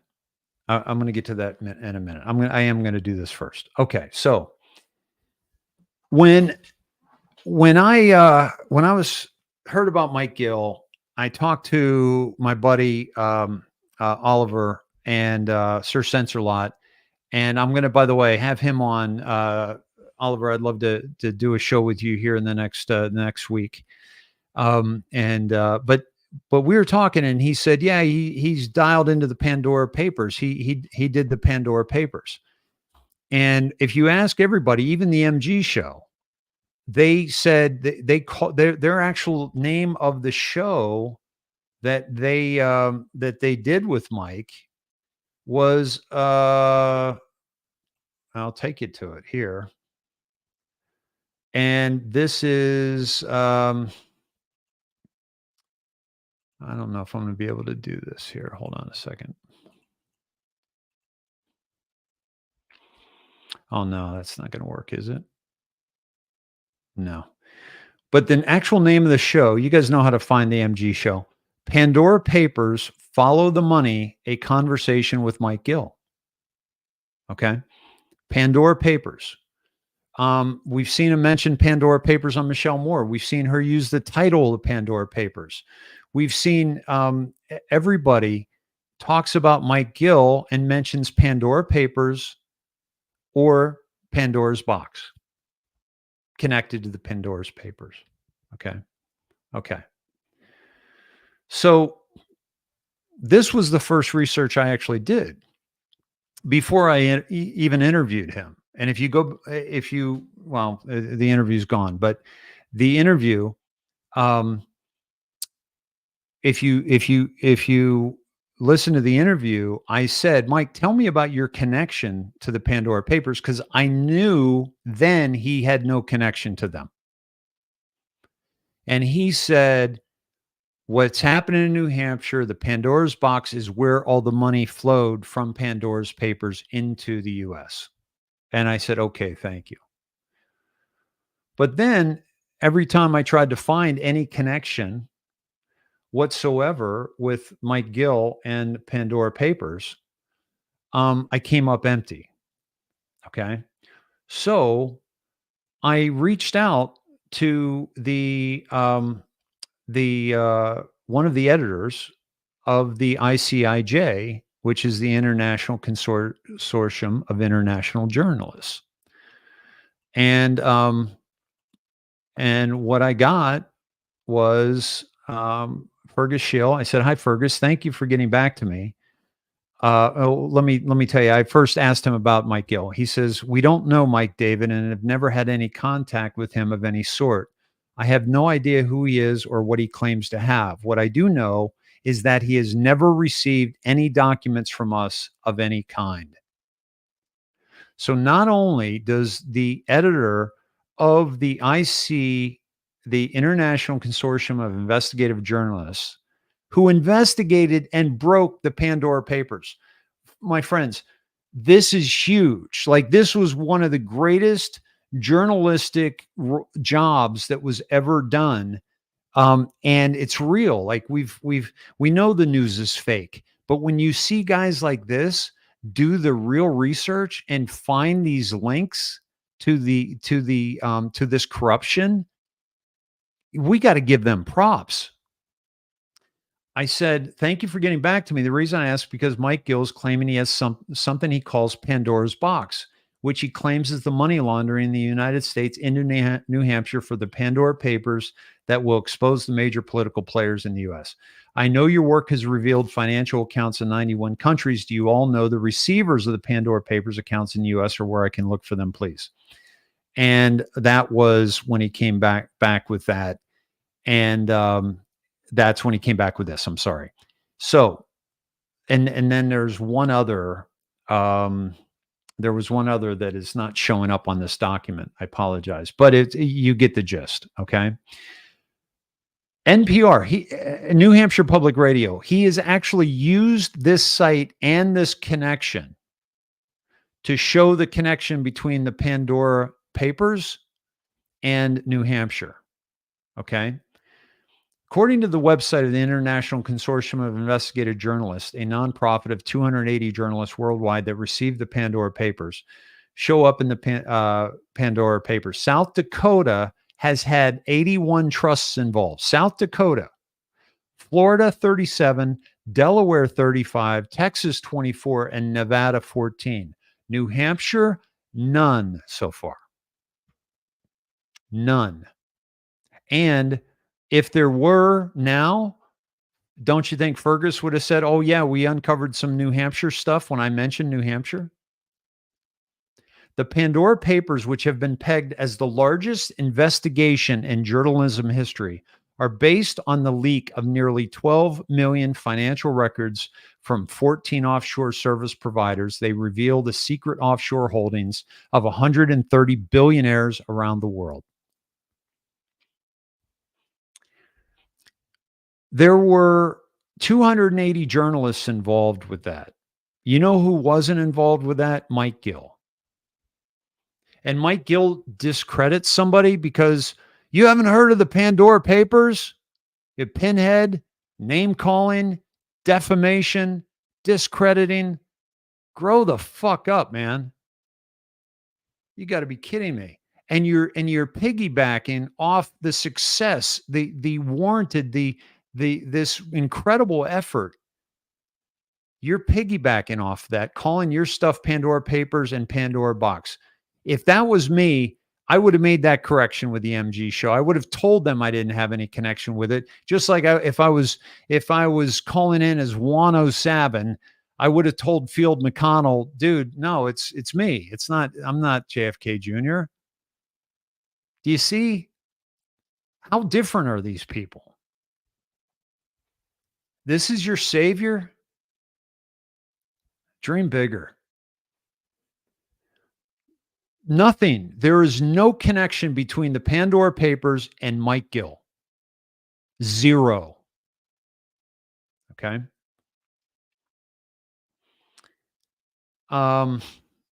Okay. Oh, some of the 40K, the MG show, I already told you about that. Here it is. Pandora Papers, follow the money, a conversation with Mike Gill. How could you with any integrity, basically sidle up next to the Pandora Papers your entire, career here, and people are buying it and not doing their own research? Does he have information on people in New Hampshire that have done bad things? Is he tapping in to the corruption that we know exists in the court system? Yes, he's using that as part of his story. Is he tapping into the corruption in the FBI? Yes, he's using that as part of his story. The politics, yes, he's using that as part of his story. He's using the things that we know to be true and plugging in the shit that he couldn't even get out of 2 defamation cases in front of juries, 2 different juries. He didn't have enough evidence to do that, but he's going to save the world. How many of you were under the false impression that he was somehow related to the Pandora Papers? Okay. Now, I'm going to show you something that now here's the big one. Okay. And if this is the only thing that you get out of this broadcast tonight, if this is the only thing, it's enough.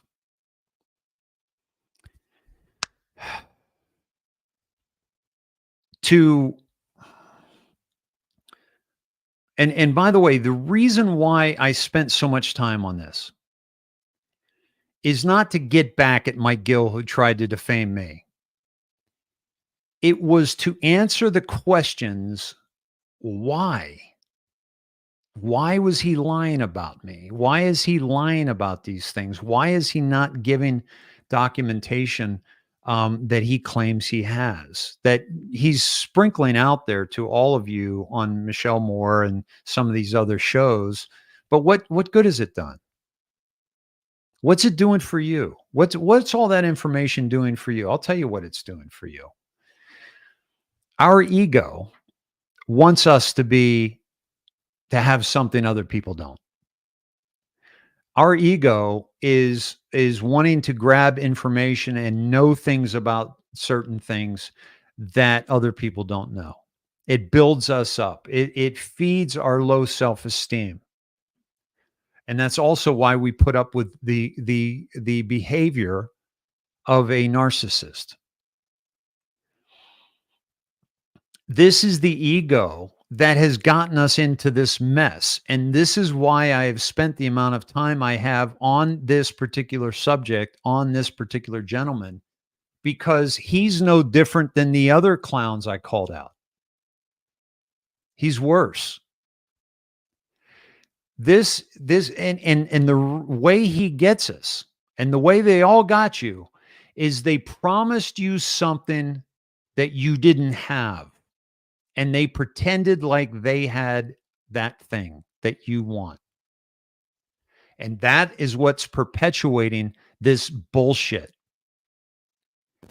You're jumping from one person that you believed, but now you no longer believe, to another person that you now believe because they say this, and then you lose them because they said something, and then so you jump to the other person. And do you see the message here? And each person, by the way, and all these people, I had chances to do all this stuff. I had chances to write a book. Okay, I could have done that. I was doing Charlie Ward numbers, folks. I had chances to get involved in all these companies, the Patriot Switch, and which is, you know, this guy who's financing, you know, the political destruction. Vandersloot is not good. It's just like, and this is the Patriot Switch and all this kind of nonsense. And so I could have done all that. I could have been I could have done shows with anybody. If you have an audience and you show up, I was getting 4,000 a night live, 4,000, and then 60,000 by the next day, worldwide, consistently. And then I started getting my legs cut out. Facebook, YouTube, boom, boom, boom, boom, boom, all through trying to warn people not to take that thing in their arm and not to wear the masks and all that. So how do we come to listen to a man like this? There's got to be a story. There's got to be a foundation. There's got to be something that catches our attention, the shiny, the flashy, the my audience will tell you, I never use the word intel. I never pretended to know more than my audience. I gave credit when people were sending us stuff in. At the top of my list, you saw them, the top of my sheets. We documented everything we talked about, and we put it up there every single night. And I had shirts made up, no outside comms, because I was tired of people going and listening to these fake anons talking about, yep, Trump's coming back in January. Yep, Trump's coming back next month. This is going to be a big month for for the Nassar Jassar. It's all happening, folks. All the med beds are coming. You don't have to worry about your health. The med beds are here. You know, bullshit, bullshit, bullshit. Dates. This is why I've said Q had one date. Q gave us one date ever, and that was Hillary Clinton's arrest and extradition, or arrest and keeping her from being able to leave the country. That was 0 and 1, the first two Q drops. Before it was Q, it was just anonymous at the time. That's how far I go back. Okay. And that was the only date. No outside comms. Be careful who you follow. Beware those who profit. I was homeless for 239 days last year.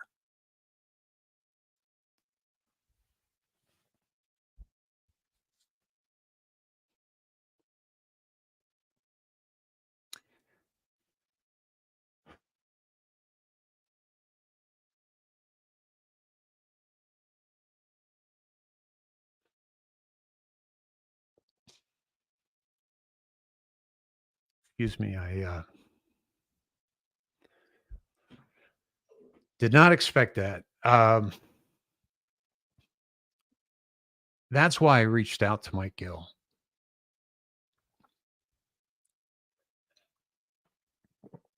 Because I saw somebody that I thought that I related to.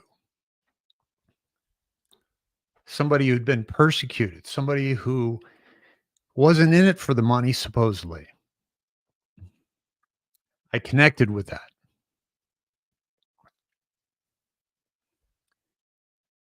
Johnny did. Brendan did. Aaron did. FCB did. He fucked every one of us. Every single one of us. And even beyond that, with the guys that I don't even talk about because I don't want to talk about them. Because I've never done shows with those guys because, you know, I don't see them credible. Juan and Jaco, I just never. I'm sorry.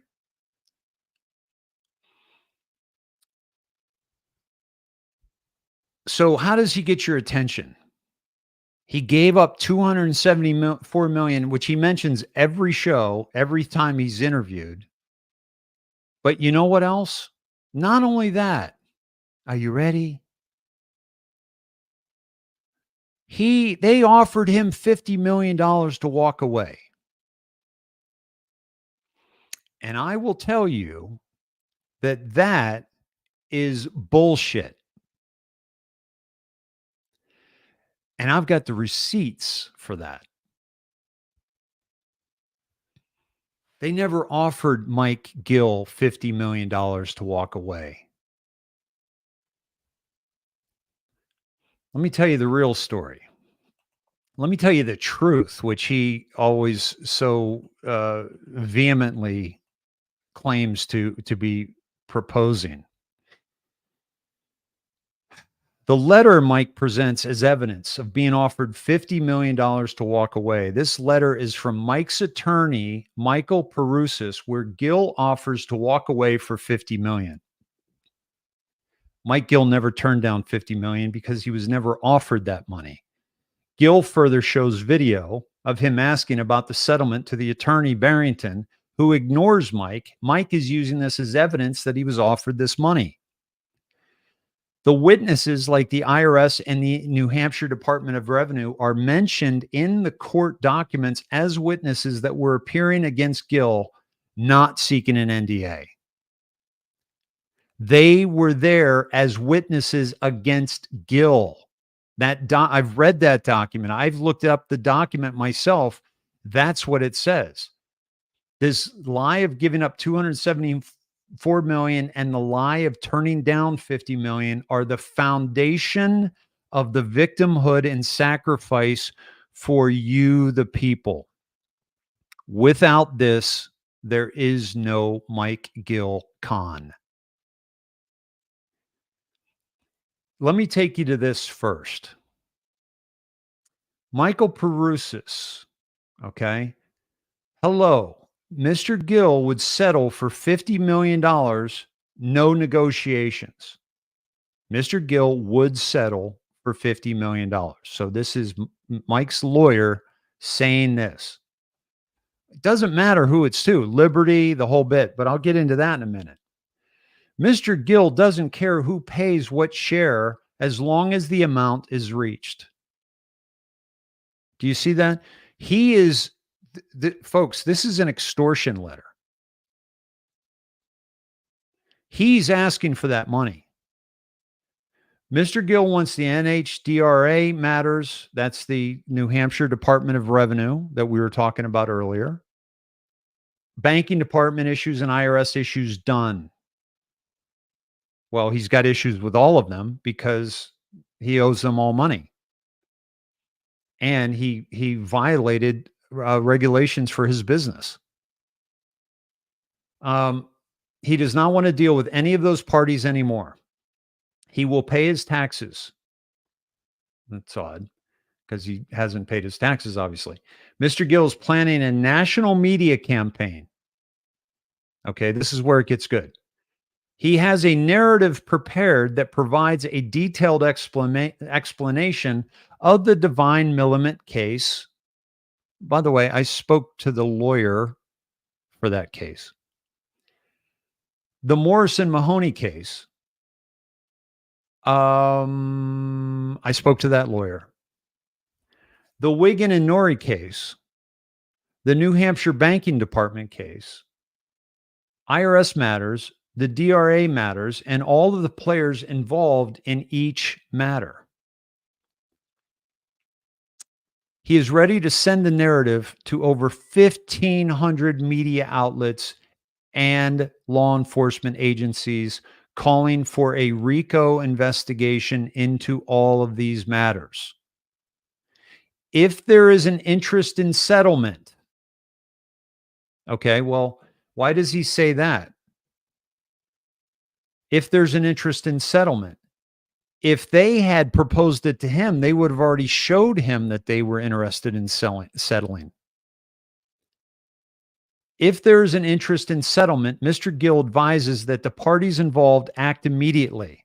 His plans are ready for action, and should settlement not occur, his plans will be set into motion. The governor of the state of New Hampshire is waiting for his case narrative as we sit here today. Thanks, Michael S. Perusis. My friends, this is an extortion letter. If you don't pay me $50 million, Mike Gill is going to release all of this information to 1,500 media outlets and law enforcement agencies calling for a RICO investigation. They didn't offer him any money. Let me take you to the other one. Okay. This was from Bob Curley. Okay. Well, let me take you down here first. Okay. This again is from Mike Perusis, Mike's attorney. Hello, my client is willing to settle this matter for $50 million.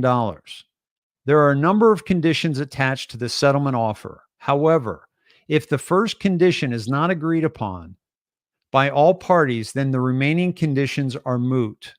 The first condition is that Mr. Gill will not agree to the confidentiality agreement that has been proposed or any other agreements dealing with confidentiality.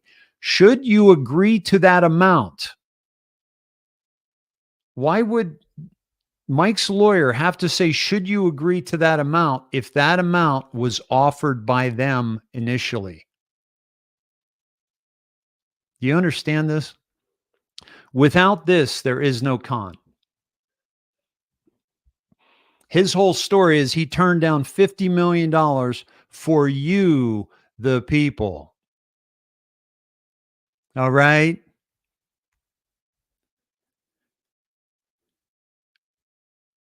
Should you agree to that amount and the first condition, then we can discuss this settlement further.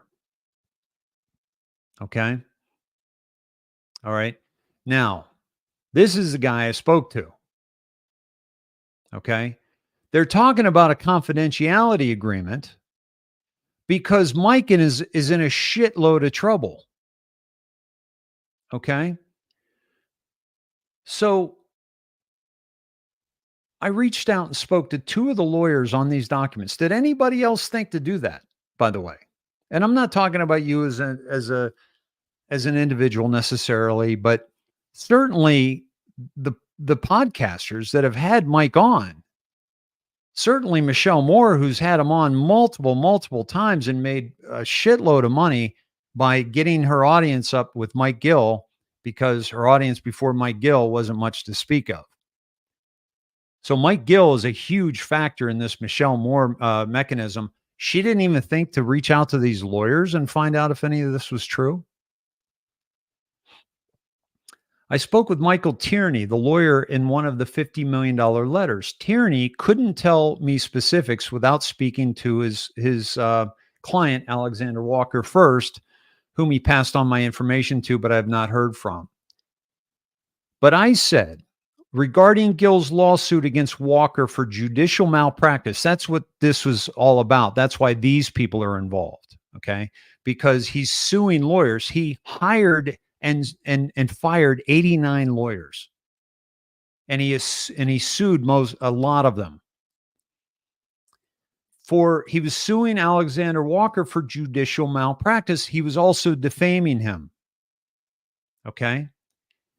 I looked up those cases before I spoke to this lawyer. The case was dismissed at Superior Court. Gill appealed. Then it went to the Supreme Court and it was dismissed there as well. I said to this man, it seems that you guys had a strong enough case that wouldn't have made sense for you to offer him $50 million. And Michael Tierney said, you are very perceptive. Okay. This is Michael Tierney. This is from Michael Perusis to Michael Tierney. I spoke to the gentleman that this letter was written to on the phone. He gave me an extraordinary amount of time for a lawyer. Okay.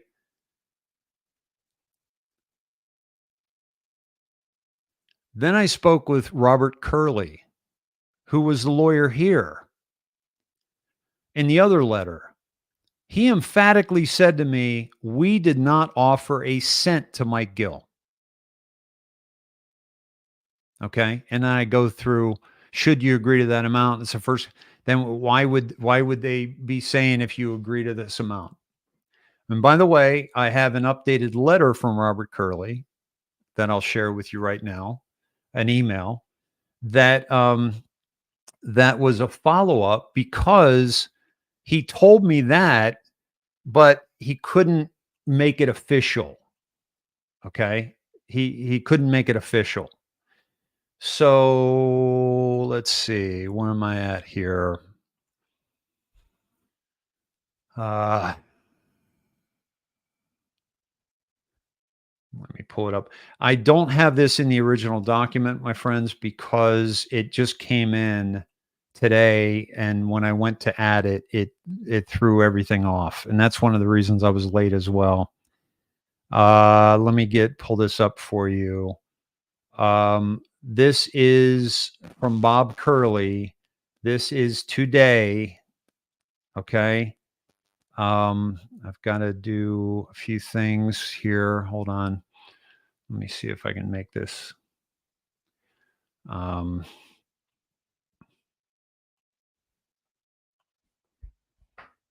me bring this back. What happened here?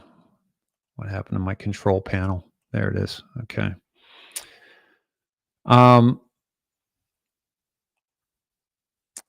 Let me do this screen. Can I do this? No, I don't want to do that. Hold on.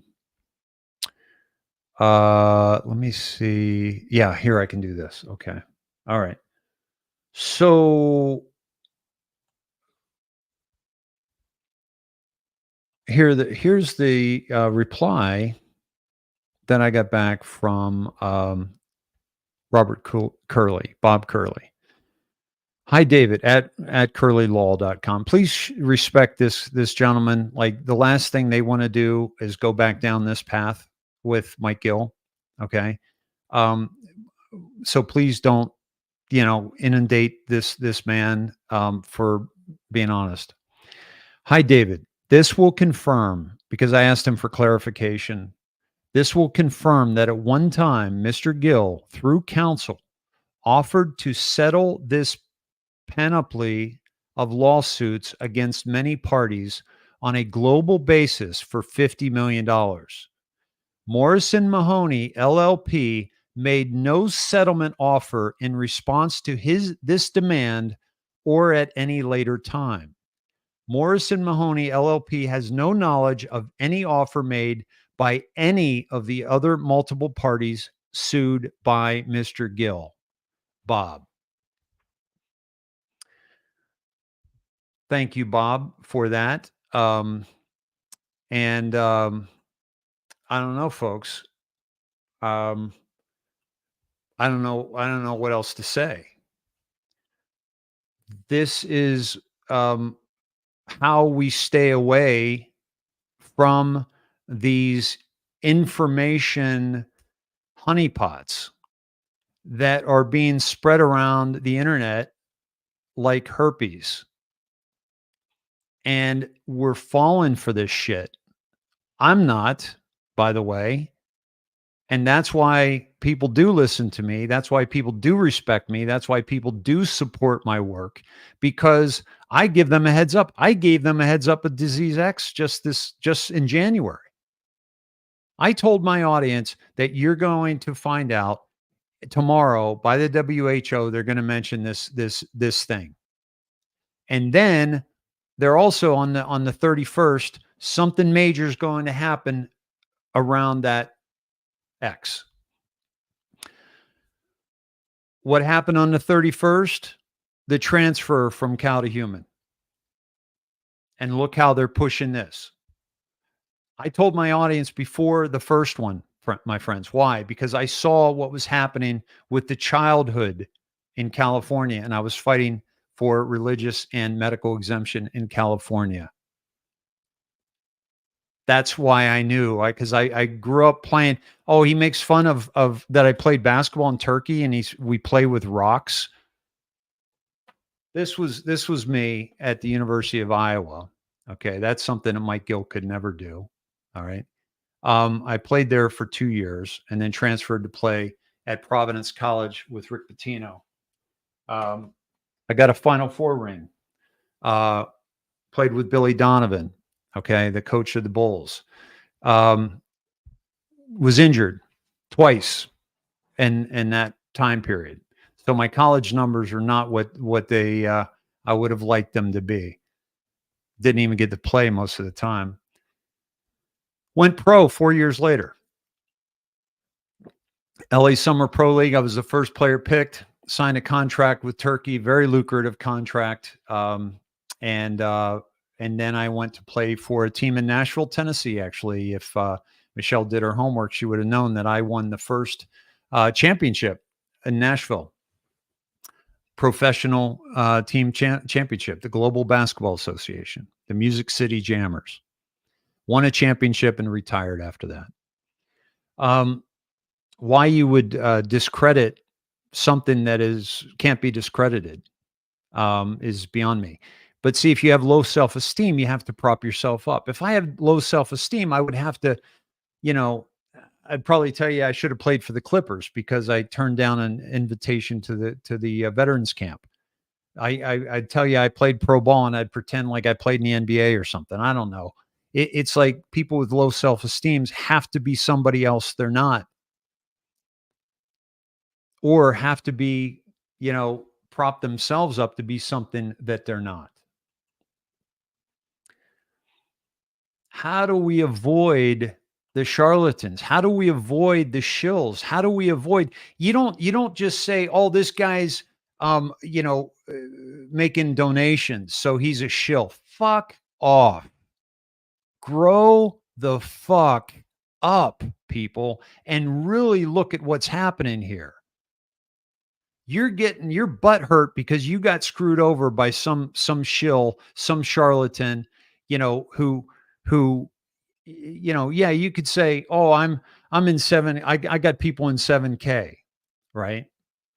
which, by the way, I got involved with 7K because no other gold or silver company was worthy of me getting involved. And then Phil Godlewski got involved. Asked the CEO of 7K how I tried to warn him about this guy, not even about his past, but about what he was saying in the present. And it would come back and bite them in the ass. And they made some money, but it bit them in the ass. But you know why? You know why Phil went with Goldco? Because Goldco was paying him a commission on your retirement money. You know what 7K doesn't do? Make any money on your retirement money if you roll it over into an IRA or your 401k into a self-directed IRA. They don't make any money. I don't make any money on it. That's why he went with Goldco, is so he could make money off your retirement. There is no money in that transaction. There is no financial gain. You're taking 100,000 that you have, that you worked so hard your entire life, and you saved, and you want to put that into gold and silver because of the market. And so you put it in a self-directed IRA. Those are the only people that make the money. They make a small fee for all the paperwork, and then you buy 100,000 minus that small fee of probably a couple $100. I don't know what it is. And you got all that money in your retirement now that you can direct into gold or silver. The company that I have shared with my audience, they don't make anything. I don't make anything on that. The bullion, they've got good prices. I don't make anything on that either. The only thing they make money on is numismatic coins, and you could make the argument that they're overpriced. That's subjective. It's numismatic, and they don't hold their value, especially in a climate like this. That's it. That's the only thing that people in 7K make money off of. They changed it. Now you can make 1% on a bullion sale direct. 1%. But the problem here is that you got people who are screwed, and now they're experts on trying to figure out who should be listening to, and you've got no clue. And I'm hoping that tonight is helpful to stay away from the charlatans. Follow the people like myself that never use the word intel. I don't have a secret source. I'm not a part of the operation. Q said operators never divulge. And you're listening to people that are telling you that they're part of Q, they're part of the operation. Come on. Come on, people. I did a post on X a while back, and I said the cold hard truth is that many of us are too stupid to be free. And it's not that we don't have the capability of critical thinking. We all have that capability. It's that we allow ourselves to hand over our mind to this person, and then this person, and then this person, and then this person, when all you got to do is pick up the phone and call a lawyer that was on the document that's being shown to you as some sort of evidence that you turned away $50 million. I turned that money down. Why did I turn that money down? Oh, I turned that money down for you. What good is that doing you? What good is a bunch of criminals up in New Hampshire that may have connection to some of the big players in the US? Why do we need that information right now? He's had it for what, 17 years, 16 years, 2015. He's had at least 10 years on Agonost and all those guys. Supposedly, they're really bad guys. Supposedly, they're part of the cartel. Supposedly, they're money laundering. So much so that he put them up on billboards. And he told you they were the cartel, and he told you who they were, and he told you they were drug dealers. So their families and their neighbors and their business clients could see. But he couldn't show up in court and prove that what he was saying was true in a New Hampshire court to a jury. And now he's going to save the world. Wow. Now Flynn needs what he's got.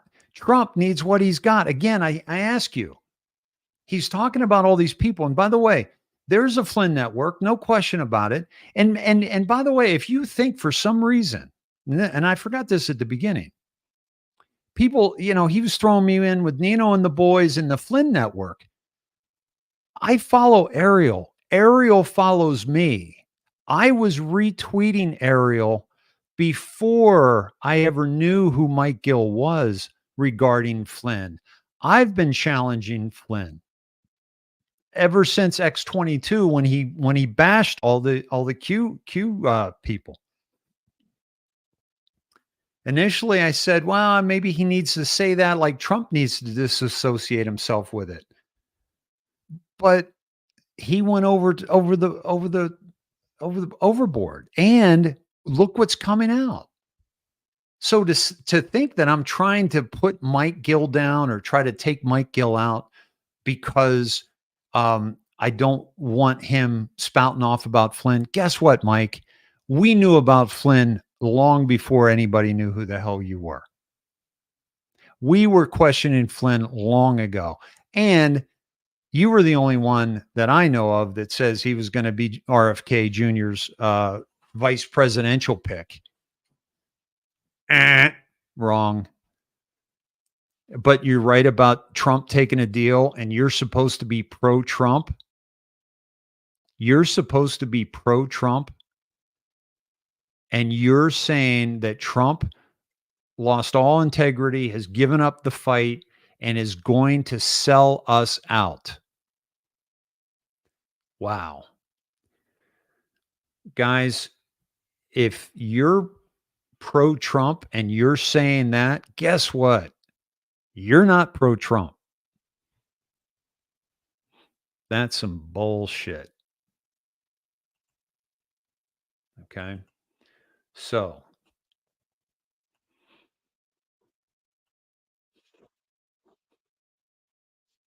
that was one of my shows I was pulling up. Yeah, I'll share that with you. Again, I just pulled up these randomly, and there's a couple that are really good things. This was a show that we did on March 3rd, 2022. Okay. And guess what? Here's what I saw happening. I was watching the Russian invasion of Ukraine and seeing all the different spots where they were bombing and sending missiles.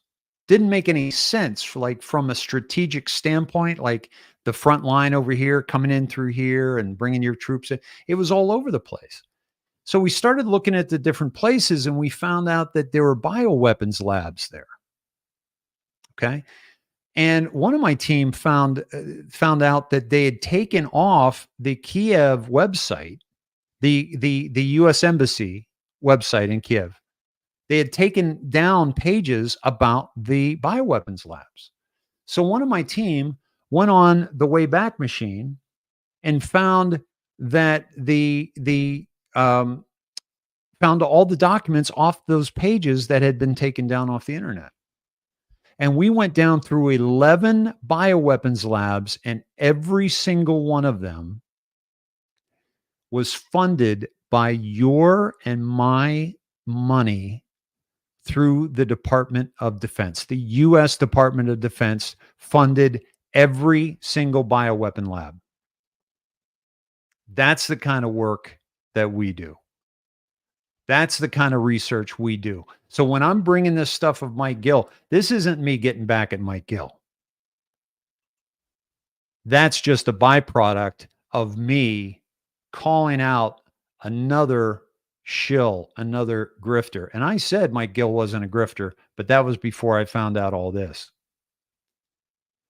Defamation Nation. Again, my friends, we just broke 1,000 on Rumble. We've got over 2,200 here on X and Facebook and YouTube. Please, my friends, reach out to Hawks Mustard Seeds 1 on X and show him some love for sharing his channels with me tonight, and just being ever so gracious. A friend who had a dream. God told him that I needed to be back in on the airwaves, and he provided me a red carpet to make that happen when I was at the lowest, very low point in my life. So I'm grateful to my friend Hawk. So please show him some love. And let me just share this with you one time, and I'll drop it in Telegram. This is his court cases, and you can read all about them. You can read all about these, okay? And the court cases that he was, extorting those people the $50 million from, those court cases, he didn't win any of them. If you're not winning, and by the way, I'm dropping that document in Telegram right now.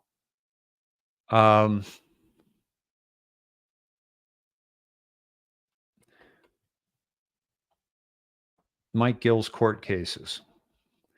That's in Telegram on the indoctrination. For those of you who have come on recently, I'll share that now. This is what my channel looks like, the indoctrination David Snedeker. Again, folks, I've always been myself, even going over to Telegram, which, people are notorious for coming up with different names and using different people's, names. I don't do that. I've always been me. I lost my Facebook page that had all my daughters, first day of schools and, all the pictures, family pictures and all that kind of stuff. I lost all of that because of this revolution that I stepped into. I jumped into, and I take very seriously. We are at war here. We are at war. And we don't have time for bullshit. That's why I don't waste any time calling out people for their bullshit. But I don't defame them. I just point out the things that they're lying about. They are in the way, and Mike Gill, in my opinion, is slowing down this awakening. I got a few more things here for you. And this goes to, remember what I was saying about the Pandora Papers. Mike has nothing to do with the Pandora Papers whatsoever, but he's using that as leverage. He's using that to make you think. He's using the $50 million offer to make you think that he walked away from. Okay. This is, I just caught this the other day. Again, on Michelle Moore's enabling channel. And this is the FRB. I'm sorry, the FRM story. You see this? There are people there that lost their lives savings through this scam, this company scam. Mike has, he shares this video.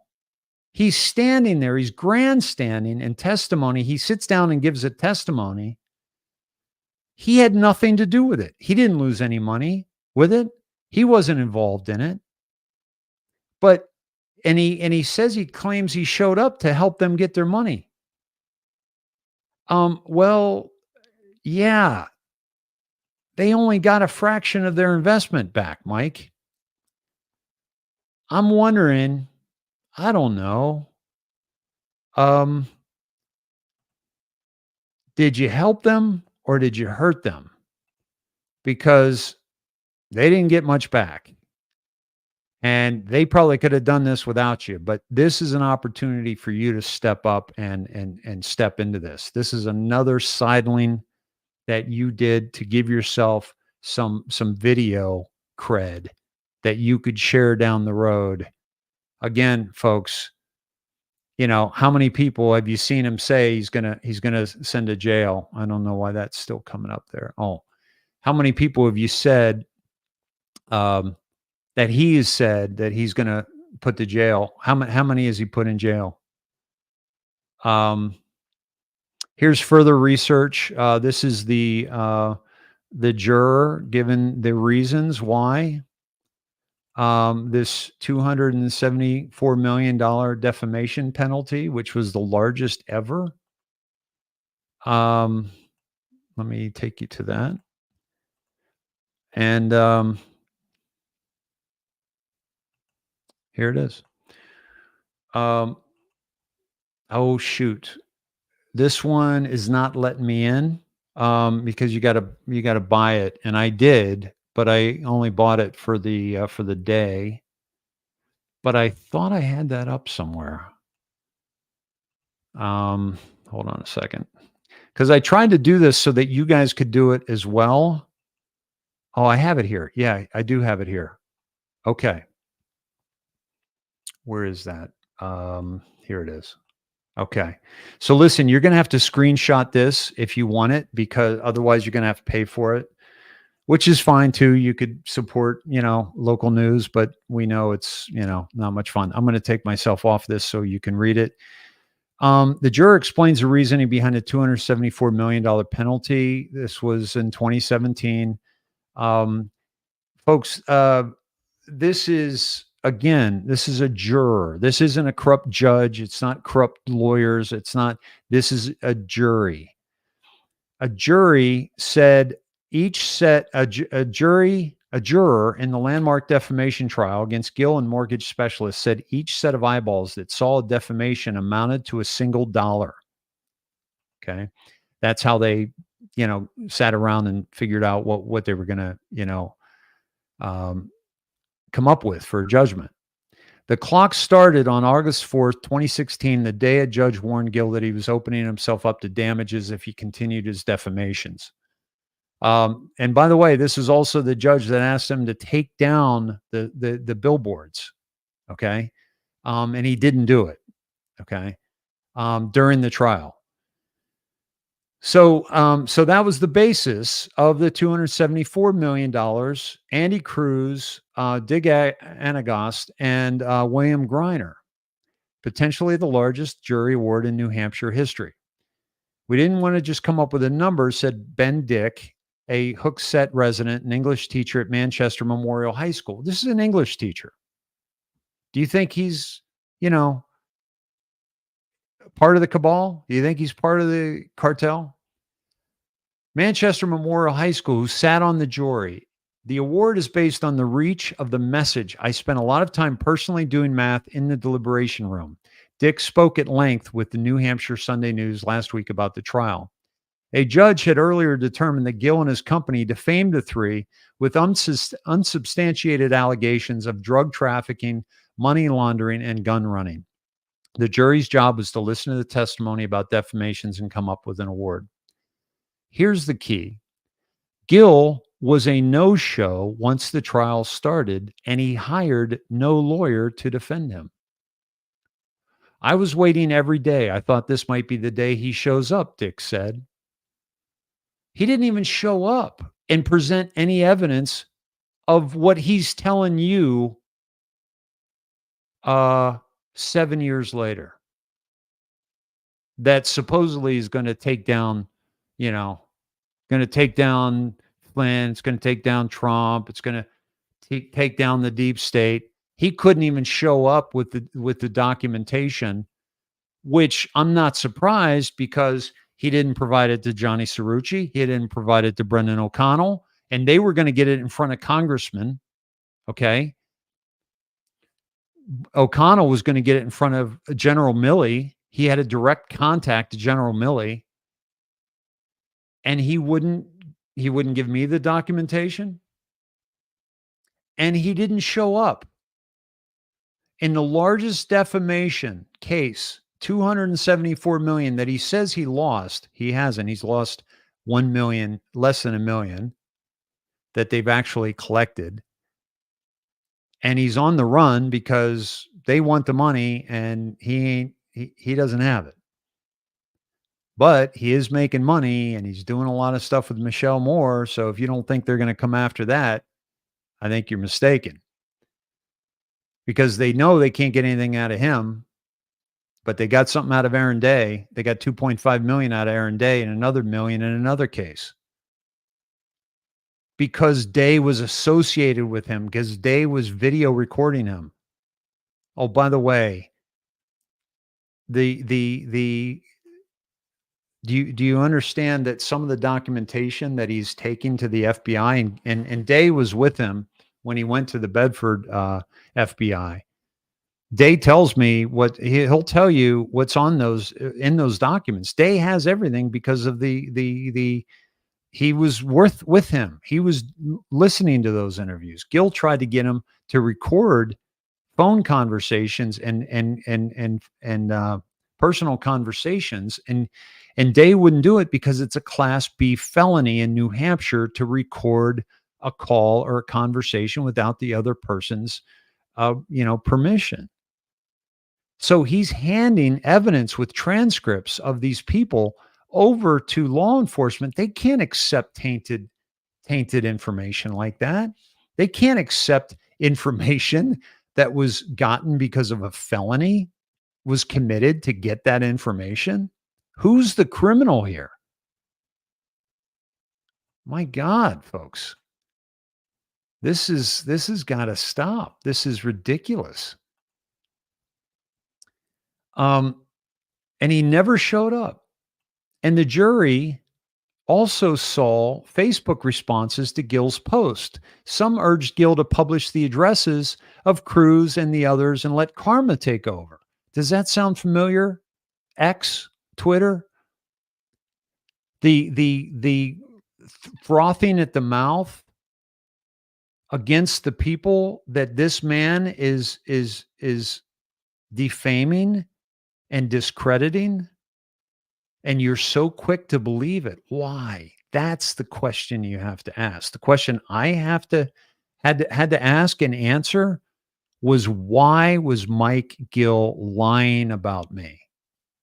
Why was Mike Gill taking personal information I shared with him and using that to discredit me? Why was Mike Gill taking my personal financial situation, which is far from acceptable, and using that against me? Things that you share personally with one another, especially when you make a connection like we made because of our financial situation. And he's using that to discredit me. What kind of man does that? First of all, is what you should ask. But what I had to ask is, why was he doing it? And is it intentional? Is it related to the FBI? Is it related to breaking up and discrediting people in this movement that actually are doing some good? Okay. I'll give you an example. I didn't want to convolute this. I don't know Derek Johnson. Okay.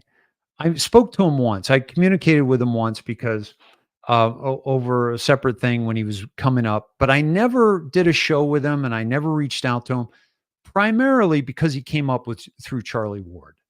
And I disassociate with anybody that comes up through Charlie Ward, with the exception of David Rodriguez, because I sent him 30 reasons and he said he was done with Charlie, because I said, I can't do shows with you if you're still doing them with Charlie. And I've done 10 shows with him. But so I had to ask myself, why is Mike embellishing our relationship? Right? Like he said, we're best buddies, we're best friends. And, he emphasizes that. That's when he's lying. I've never met David Rodriguez. I've been in the same city with him twice and we didn't get together. He didn't reach out to me when my father died. 2 years ago. He didn't reach out to me when my brother died a year ago. He didn't reach out to me when my relationship of 18 years ended. He didn't reach out to me when my friend committed suicide. Why? Is David an asshole? No. He didn't know. You know why he didn't know? Because we're not good friends. We've done like 10, 12 shows together since 2021. And there was a whole period that I didn't do shows with him because of how much he was doing them with Juan O Savin, who he's hung up on me about when I was trying to get him off of doing shows with him because of his history. And he hung up on me like Mike did. But you know what David did? He apologized. Because that's what real men do when they fuck up. So, and Kirsten W., I said the same thing to her. If you're still doing shows with Charlie Ward, I can't do shows with you. And we did a couple shows. That's a whole other story I'll have to get into that involves some other people that you guys know, that many of you know that story, but I don't want to distract that. But so the fact that Derek came up through this Charlie Ward, I was really hesitant. But if you take away Derek's, maybe he embellishes his military. That's a huge, thing that people do, that he embellished his military career. He embellished what, kind of top secret status he has after only being in the military a short period of time. He gets irate. He loses his cool. He yells at people. He's, yeah, you got all that. Okay. But he's also bringing up the documents that Q tells us to follow the EOs, the executive orders. Okay. Now we did this in real time. He showed up like after we were doing it, the capitulation tour, the Nick Alvier movie, the greatest show on earth that shows all of Derek's stuff and the executive orders and the capitulation tour. We did that in real time as it was happening on the indoctrination. Okay. In real time. So this is the kind of thing where a lot of these people, they come out of nowhere and they come in and they don't understand the history of what was going down. But I saw Mike just going after Derek Johnson because he showed up at Mar-a-Lago. And I know a lot of us are questioning the people that are showing up at Mar-a-Lago because it costs a lot of money and that's your money that you're giving to these people, right? I live very frugally because, it's donation money. Okay. And so I don't go on lavish trips unless somebody else is paying for it. A friend or, but because we're in war, folks, it's not like I don't want to make money. I want to make money. I want to be wealthy. I want to be able to do special things for my family. Okay. It's not like I'm, but we're in a war, but we also can't revert back to communism. That's what we're fighting against. We're fighting against communism. We're fighting against the kind of mentality that is limiting belief and that is anybody that makes money is bad. We've been taught that our whole lives. That's not the truth. There are people that are doing good in this world that are making a lot of money. Okay. Making a lot of money, making a lot of people. You've sang Elton John songs, whatever you think about him and whatever you think about him now. He just sold out a world tour that's second in the world, just under $1 billion for 330 shows. Okay. That's where the money's going, to that crew, to those people. And we haven't shifted that mentality to bring the money to people that are really doing good work and providing really good services. But now what you're seeing is you're finding that people are slipping away. They're justifying the genocide in Gaza. So guess what? Not going to listen to them anymore, right? Or they're justifying the border, or they're justifying this or that. And we're separating folks, just like Trump separated the world, okay? When he came out boldly and spoke and he separated us, we were always separate, but it wasn't as obvious. And he made it obvious. And I believe that our togetherness that happened because of the separation, because we had to find our tribe. And these people over here, they were still sleeping, but they've come over. They've come over. They've come over. It's changing. It's shifting. We're seeing this in real time. Okay. So I want to finish this because this is somebody that saw, all this evidence against Gill. And so he watched the Facebook responses. One of the people posted a picture of gallows. Another said, let's JFK them, assassinate them. Like these people that were in, that Mike wasn't able to prove that they were part of the cartel when he needed to. But now he's got proof that they are? Oh, he's going to tell you that there was no use. The judge was corrupt in that. Well, guess what? The jury is the one that decided his fate. The jury was the ones that came up with the amount of money. A social media abbreviation where the last letter refers to kill.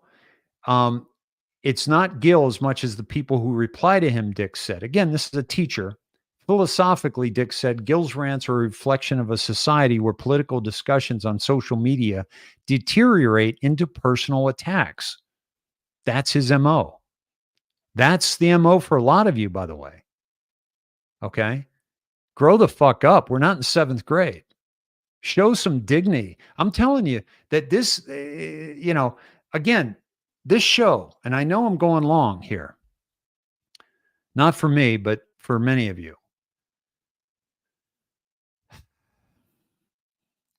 The reason why I took so much time with this is because I wanted this to be a benchmark, not just to push Gill aside, not just to honor the people that tried to help him but were wrong or misguided or what have you, but to also address the fact that all is being exposed. All is being exposed right before our very eyes, and that includes you and your responses and the way you treat people on X. Now, I'm not going to roll over. I'm going to tell you to go fuck yourself if you're a prick.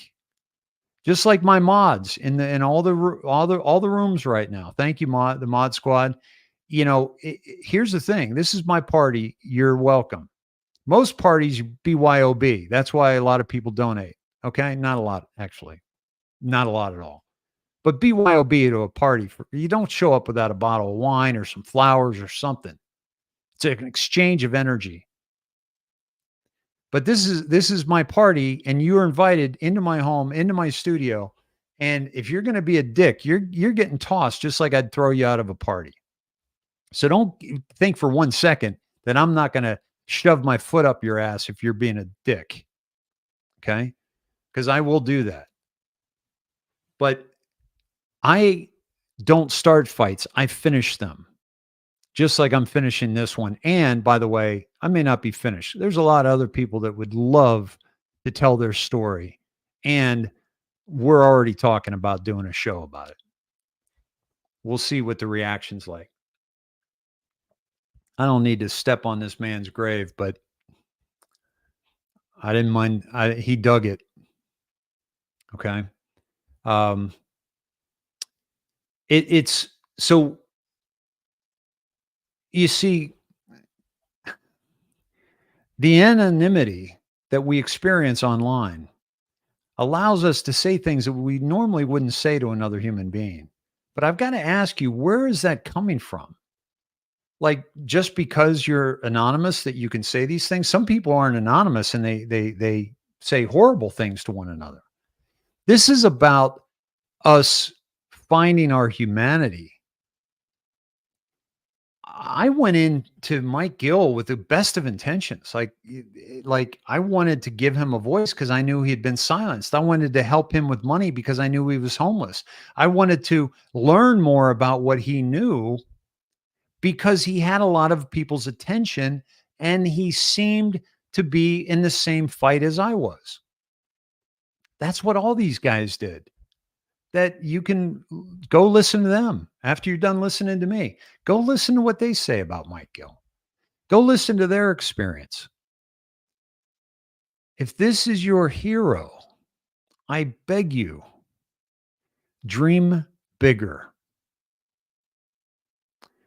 So this goes on. I don't have to get into that, but you can reach it. And they basically figured out that Cruz lost money in his car company. Anagost lost money in his Harley Davidson dealership, his development deal. I'm not saying these are good guys. I'm saying that Mike wasn't able to prove that they were bad guys when $274 million was on the line, or some kind of damage. He didn't know how much at the time. Okay. And they went through a whole thing. And they figured out that's how they figured it out. They attached Gill's real estate at 67 and 69 Conley's Grove Road in Derry. And by the way, one of the court cases you'll see in the lawsuits, he owns a bunch of money to the township of Derry. He's fighting them too, just on, stupid shit, septic stuff, that he didn't take care of. 2010 Bentley that he bought supposedly when he wasn't paying alimony, a 2002 Mercedes, and a 1994 Dodge Viper. Okay.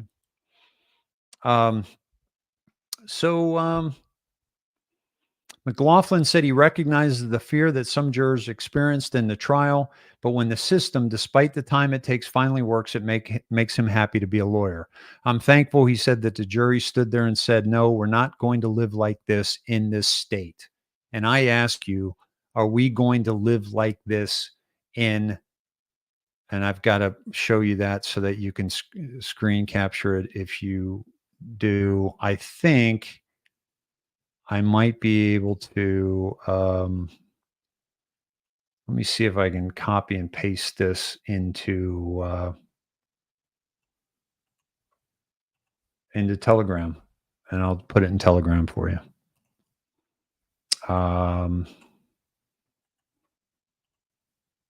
Yes, that whole article, folks, is now in Telegram. Again, the indoctrination. Where is it? Where is it? Right here. It's got a painting of me that a friend and listener did. So that's the indoctrination, David Snedeker. So just a few more things here. And again, I can't emphasize enough my intention going into that was to find the truth. And then that was cut short by Mike, because the only thing that makes sense is that cycle, that circle of that I'll show you here again, that Aaron Day, who knows Mike, better than anybody in the sense of he was there with him in 2015 and 2016, and he got sued alongside him. And Mike will continue to defame him. But if you go to the top of that document, Aaron did a Spaces, and a lot of people spoke, and no one spoke nicely of this man. And it's not a huge conspiracy to take him out. Okay. It's not. Seek new anti-corruption ally, convince, turn them against their predecessor. He sought me out. He tried to turn me against Juan O Savin, but then he found out that not only was I warning people about Juan O Savin, but I was doing it 3 years ago, 3.5 years ago, 2.5 years before Michelle Moore had him on her show. But he found that out. But he knew that I had just done a show with Nino, and I'd done about 12 shows with Nino. And he also lied about, I said that and it, that I lied, that I said that I had that Nino, half of Nino's audience came from me. He actually said that. Okay, Nino, I'll tell you right now, has a much bigger audience than I do. Okay. Wasn't always the case, but no, I would never say that. I don't need to say that. I don't need to prop myself up to Mike Gill. I don't need to prop myself up to you. So all these lies that were coming out, I was like, well, what's going on? The last show I did, I said 2 nice things about Michelle Moore. I called him a prick for hanging up on me and acting childish for doing those kind of things and blocking everybody. But I directed people to Michelle's show to watch him and say, hey guys, I said one other thing. I said that, Q followers think we have it all because Q told us we have it all. They had the NSA, they had the Five Eyes, they had all this, they had Rogers. They have everything. They have the Twitter, they have the communication off Star Wars Commander. They have all this stuff. We know that.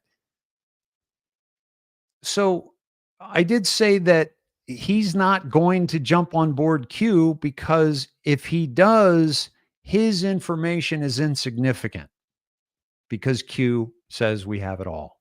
And we're in an operation right now exposing all this madness. That's whatever you believe. I'm just telling you, that's the only other thing I said of negativity towards this man. And then the next day or a couple days later, Crash shared a Michelle Moore's show, and I retweeted it. And it had State of Corruption and it had Michelle Moore's show. And I retweeted it and said, I don't agree with the way Mike treated me. I don't, but, here's where you can find his information. Is that coming from somebody who was bitter about the experience? Or, yeah, I was pissed because I wanted to go down this road with him and find out more. But, so at any rate, this is his game that he plays. And this is, again, Aaron Day put this together. He tried to turn me against Nino, but I've been back and forth with Nino. Like I'm away from Nino. I didn't do his tent this past month. Why? Well, because I was going the Gill route. That wasn't beneficial to him. I go a lot of routes that aren't beneficial to him. He goes a lot of routes that aren't beneficial to me, and we don't approve of. So I'm kind of like pulling away. I'm in one of those moments where you can track my schedule with him. I would go a year or 2 years without doing a show with him. So he's trying to turn me against him, even though he's helped me. Like he has helped me. He helped me with a GoFundMe when I was down. Yes, he and his audience helped me. That doesn't make me beholden to him. I since that happened, I still tried to get him off the Juan O Savin tit. He'll tell you, I've got evidence of that, but I'm not going to share it because it's personal communication. And I'll show you that in a second. But then he uses you and deploys you until you're too informed or problematic. He's been deploying Michelle Moore. She hasn't been problematic. Why? Because she's not doing her homework. She's not doing her research. She doesn't know anything about what's going on here, what I showed you tonight. And then he destroys their credibility. Why am I the only one that reached out to Aaron Day? Well, maybe because Mike discredited him. Why am I the only one that reached out to Patrick Halley? Well, because Mike discredited him. Why am I the only one that reached out to Johnny Cerrucci? Because Mike told Brendan and told everybody that he stole money from him. After Johnny and his wife tried to help Mike, even offered him to live with him. And then He spends 6 months with Brendan O'Connell and betrays him.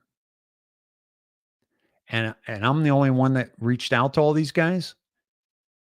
And I'm the only one that reached out to those lawyers that were actually on the documents that Mike is presenting as evidence that he turned down $50 million. And they both laughed when I told them that. They both laughed. They both chuckled. They were like, oh man, like, are you serious? He really said that?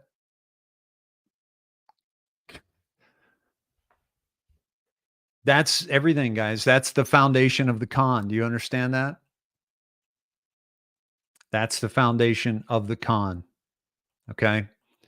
And and I did challenge the fact that he, killed a lot of horses. I got a problem with that. And he dropped out of that lawsuit against Penn National. Okay. I think he dropped out of the one against the other racetrack that he said defamed him. This is the jockeys boycott of because they didn't want to be in a race with Mike Gill because they felt they were dangerous. My apologies. This is a New York Times article. I normally do not link to New York Times articles to give them any credibility, but this was also written about. You can do your own research. It's you'll learn more about it. And then I just wanted to show you that this is Aaron Day is paid over I think $2.5 million total, which is more than Mike has paid, just because he knows him. That's Aaron Day. That's Mike in court. This was the settlement in the Billboard defamation case. And this was Aaron settled for $1 million, where they got 274 from Mike. Okay. Aaron wasn't involved at the level Mike had. He shouldn't have had anything to do with it. Right. Okay. Now there's some missing pages here, but if you want to take notes, they're intentionally left blank. And then I'll take you down to this. Okay. Here's another one. All right. The fentanyl bust claim. Right. It's the largest fentanyl bust in the history of the United States. It was a whole tractor trailer full of fentanyl. Again, he's sidling up next to an event that was a major event, supposedly. Google that. Try to find anywhere in New Hampshire where this occurred. The fentanyl bust claim. Mike claims that he was responsible for the largest fentanyl bust in U.S. history, stating that it was an entire tractor trailer load full. There was no such thing. Google it. See if you can find it. Below are two stories of the largest fentanyl bust in New Hampshire, nowhere near a tractor trailer, and long after Mike had run from New Hampshire in 2018. One of those years, he hasn't been back since, supposedly.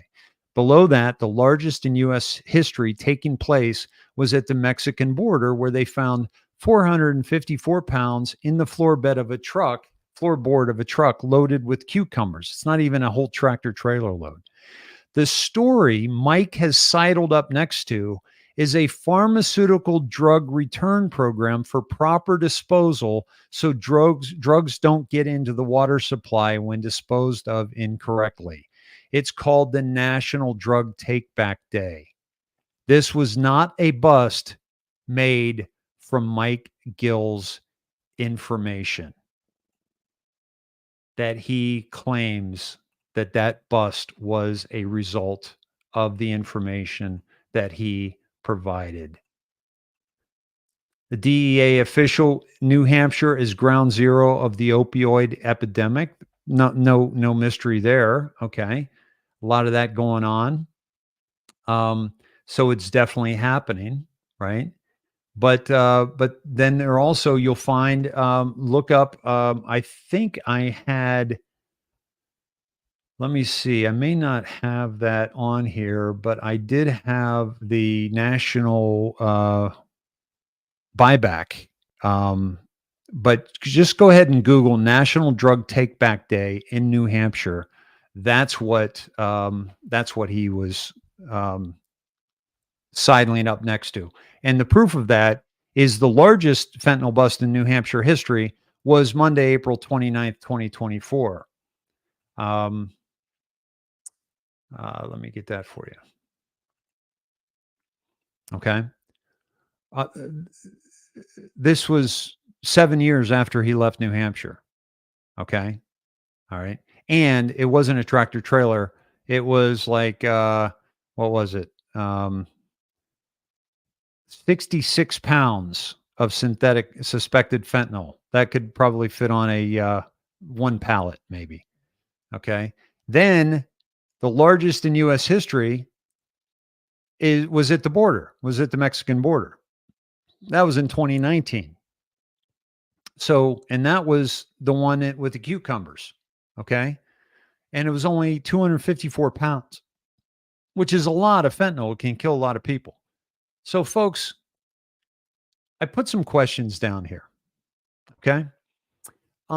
Questions for Mike Gill. Why are you saying you lost $274 million when you were over $3 million in debt, and those you defamed, as you were found guilty by a jury, have only been able to collect $1 million to date?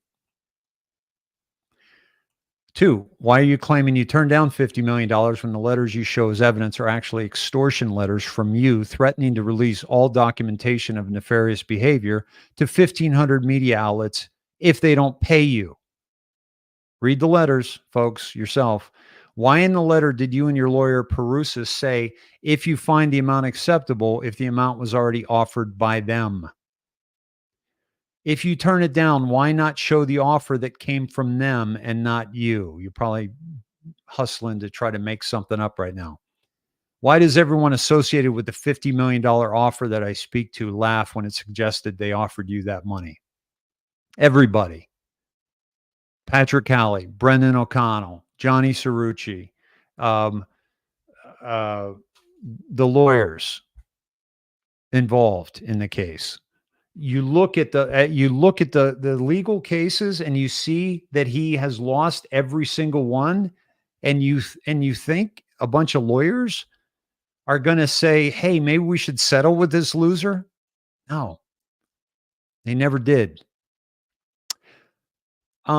Why would they have paid you off in cases that were dismissed at Superior and Supreme Court? Did you ever release the evidence? And again, folks, if any of these, Mike comes back with the receipts, I will apologize publicly. Okay? But just answer these questions. Did you ever release the evidence to the 1,500 media outlets your extortion letter mentioned? Why has nothing happened? Did he ever release it? I don't think he did, because the purpose of using it was to extort money from them, to extort $50 million. And he didn't give it to anybody else. So why would he give it to all these media outlets?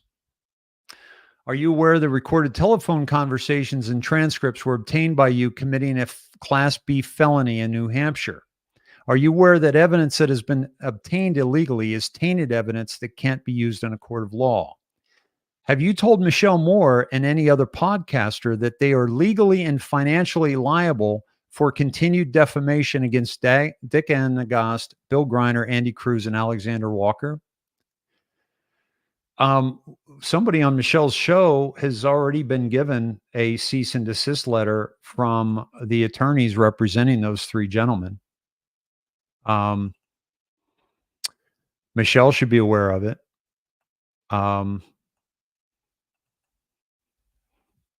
This is it, and it's to Miss Barnes. Let me get back to you here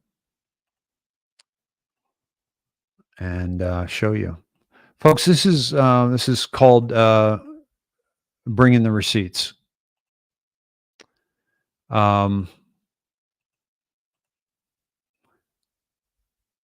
Subject: cease and desist. Shaheen and Gordon. Not saying they're good people, folks. Not saying they're good people. I don't know them. I don't know this story. He'll tell you, they're all connected to this and this and this. And Shaheen, we know that there's connections to the Clintons. Not saying they're good people, but this jury awarded these men this money, and anybody else that does the exact same thing or gives Mike the platform to do so is committing a crime. Miss Barnes, Shaheen, and Gordon represents, I'm sending this letter because I do not know whether you are represented by counsel. You have defamed these people, et cetera, et cetera, et cetera. And this letter puts you on notice that your publication and republication of statements, including statements made by Mr. Gill that assert or imply that these gentlemen have been a drug dealer, extortionist, money launderer, selling drugs to children, distributing firearms, or profiting by running a substance abuse treatment facility for persons to whom they distribute drugs are untrue, false, and defamatory. This was already found out to be the case in a court of law. If you are a part of perpetuating this, okay, then you are breaking the law, and you are going to be financially liable, just like Aaron Day was. Okay. So back to, again, he's building quite a story here, is he not? Quite interesting that so much is untrue in a world, in a place where he is calling out the untruths of others, or the supposed untruths, or the supposed lifestyles, or the supposed connections to Flynn. Folks, the worst thing I have ever heard about Donald Trump was from Mike Gill, when he said that Donald Trump took a deal. Nobody else has ever said it with that much conviction, with supposed proof that Flynn's trying to get the Pandora stuff and Trump's trying to get the Pandora stuff. And he challenged me for asking him, is Flynn in it? Is that why Flynn wants it? And all of a sudden I'm with Flynn. I'm the secret guy. I snuck in to try to figure out if Flynn was in the documents. Doesn't Flynn have them? What's the big secret here? Dude, folks, this has been, I got to tell you, this is,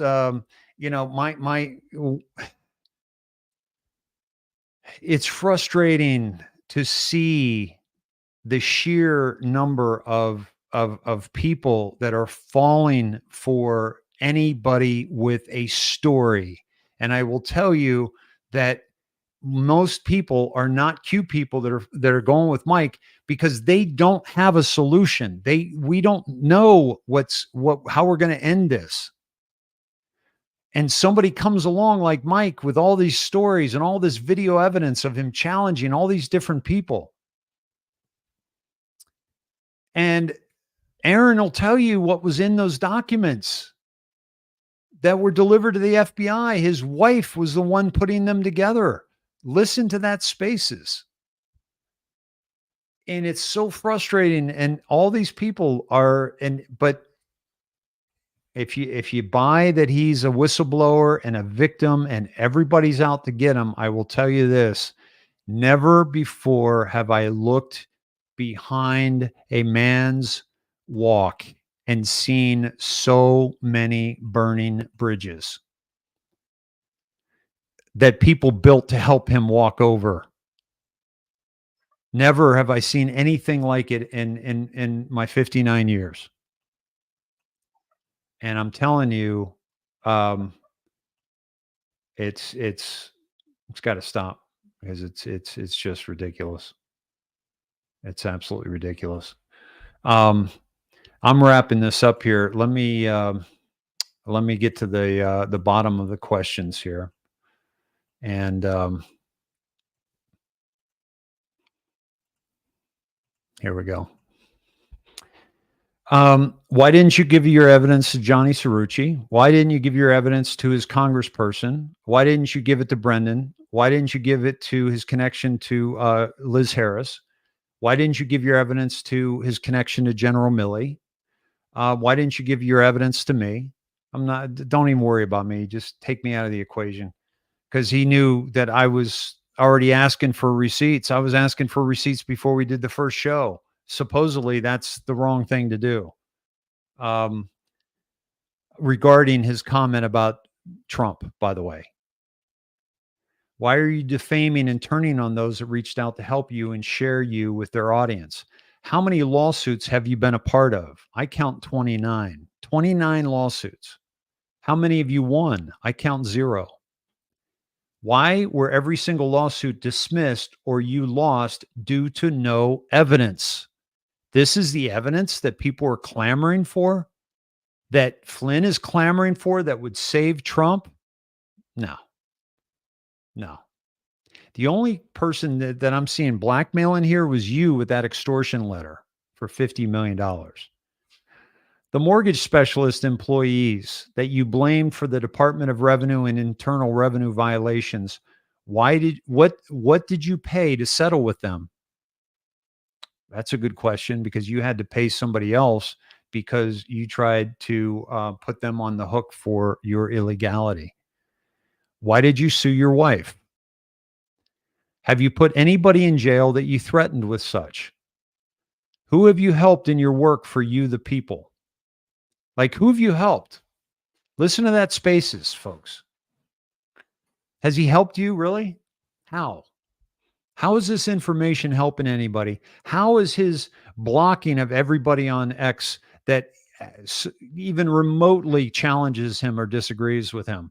How is that normal behavior? How is that behavior that we're enabling? Have you taken any responsibility, Mike, for the destruction you've caused to numerous people and horses over the years? You claim Penn National offered you $25 million to walk away. What evidence do you have of this? Questions from Michelle Moore. Why didn't you research and ask even a few of these questions before giving Mike an open platform for the past year? Why did you defame me based on the hearsay of a known master defamer? You know, top best in the country, probably the world. 274 million before Alex Jones. He was the best. He claims about being the best. He was the best at defaming, and then didn't show up in court to prove any of it. But now he's going to save the world. What was your intention, Michelle? Why do you call non-whistleblowers whistleblowers, and then they say they are beyond reproach? Have you noticed that narrative? I know there's going to be some whistleblowers that we have to treat, respectfully. That's not what this guy is. And if you did an ounce of research, you'd know that. How long ago did you figure out Juan O Savin was a fraud? A week, a month? You did a show with him a year ago. When Mike Gill was saying DavidSnedeker was with Nino and the boys, did you even realize that I told my audience about him 2.5 years before you had him on as a guest? Questions for Eduardo Nicholas Alvier Gonzalez. Why didn't you research and ask even a few of these questions before jumping on board with defamation, which you did when all I did was challenge you and Mike for doxing David Rodriguez's phone number, and then Mike lied and said that he didn't know the number was on there. So he either lied about that, which is on there more than once, okay, or that's just how careless Mike is with personal communications between 2 human beings or 3 human beings. In the case of David saying, this is Juan O Savin, after Mike asked him for that. And he's introducing him to Juan O Savin and asking them to respect each other's numbers, which Mike doesn't do, and he never has. And he knew I had a problem with that. That's why he wanted me to release those text messages, because I don't do things like that. Those are personal communications. I have respect for that. Obviously, he doesn't. And he didn't have a respect for David's request. And he didn't have a respect for sharing the number that's on there twice. So which is it, Mike? Are you lying about that? Or are you just so disrespectful of other people's communications that you just shit it onto Twitter?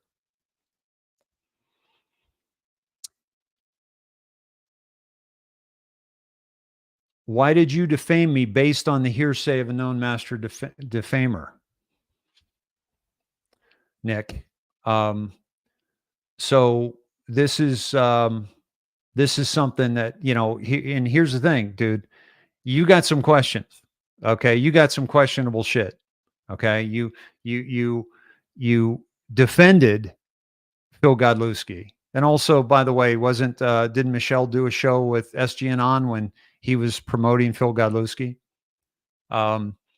Just as within the past year, you defended his pedophilia, and you can find that out there, folks. I don't need to get into that. And then you did the movie about him. So your first, just do some research, dude. I know I ruined your movie. You were doing a movie. Nick was doing a movie on Mike Gill. Oh, it was going to be great. It was going to be all the bullshit Mike is telling you without the evidence. Sorry to ruin your movie, Nick, but do better. Do better. Yeah. So that's it, my friends. Be careful who you follow, and demand more from the people you listen to. Demand these kind of receipts that you saw tonight here. Okay?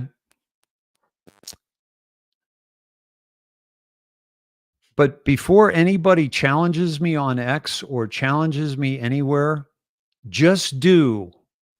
Okay? I've spent 3 weeks on this. Okay? I tracked down these lawyers. I tracked down Brendan. I tracked down these people. Because that's what you do when you're trying to get to the truth. Do a 20th of the research I've done. Do 100th of the research I've done, and you will find that you have been conned once again.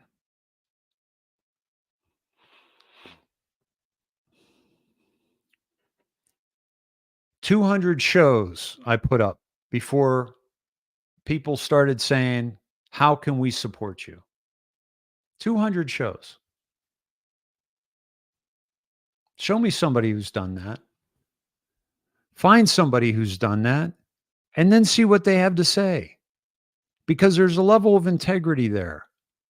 There's a level of integrity there that obviously I didn't get into this for the money. This was the worst business decision I've ever made in my entire life. Not only are you trying to grow an audience, but you're getting your knees cut out every step of the way. YouTube? I can't be on YouTube. I've been knocked off YouTube a dozen times at least. Facebook, me and my team, 8 times. Me personally, 4. Twitter once. Twitch, everything. The PayPal link that I finally put up, guess what? Terminated. Venmo, terminated. Wanted to buy my daughter's, ticket. They only took Venmo, so I had to work around that and figure, it's like, find the people that are in it for the right reasons, but also find the people that are being honest with you. Because this is bigger than all of us. separately. This is bigger than all of us combined. This is the shift. This is the change in our lives. No one is happy right now with the way the world is going, except those in control of the world. We are being shown how our ignorance has led us to this point. We can point fingers all we want. This is a revolution that must come from within. We must go within and we must challenge ourselves to not hand our minds over to the flashiest, the prettiest Rumble, the nicest YouTube, the nicest Telegram or whatever, the guy that sounds like he's part of something, the guy that claims he's got inside information. We've got to stop that bullshit and re-engage our minds with critical thinking and critical questions that everybody that we listen to should be able to answer. Look at their history. Look at their pedigree. Look where they came from. Watch their show. See if it's somebody you connect with. But use the tenets that Q gave us and think critically and do your own homework and stop being so fucking lazy that you're just reposting something that you haven't even looked into. You lose credibility. We lose momentum when we share bullshit, when we share stuff that we have no business sharing without having first looked into and researched and verified. We can do better, my friends. We can do better. If you would like to support my work, DavidSnedeker.com. You may need a minute for it to load, but that's where you can support this kind of research if you want. If you wanted this exchange of energy, that's where you can do it. I thank you. We've got over 2,700 live on X and I believe YouTube. And we are X and YouTube. Yeah. So we're over 2,700 on X and YouTube. So thank you all for tuning in. And we're also let me just see where we're at with Rumble, because that doesn't show up on the timeline or my content. Folks, I am the indoctrination on Rumble. The indoctrination, I'll show you that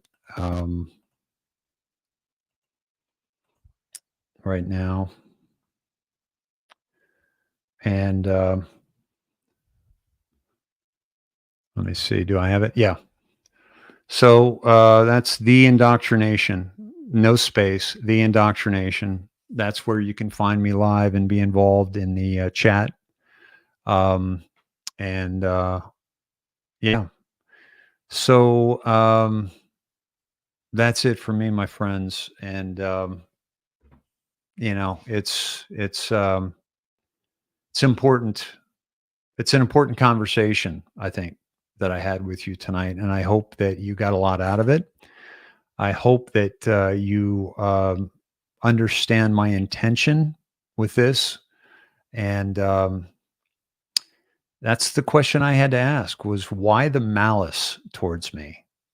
And that was the question I had to answer. And I found out why. Because I'm somebody that's going to get to the bottom of it, and I'm not going to buy somebody's, snake oil. Not going to do it. So good night. I will be off through the weekend, but look for me next week to become more consistent. I'll probably do at least 3 shows next week. And I look forward to connecting with you on some of the things that are going on. I don't want to overdo it. I don't, I don't push fear. I don't push, before the eclipse, I said, whatever you do not be in fear. And I just share that out across the spectrum. Please don't live in fear.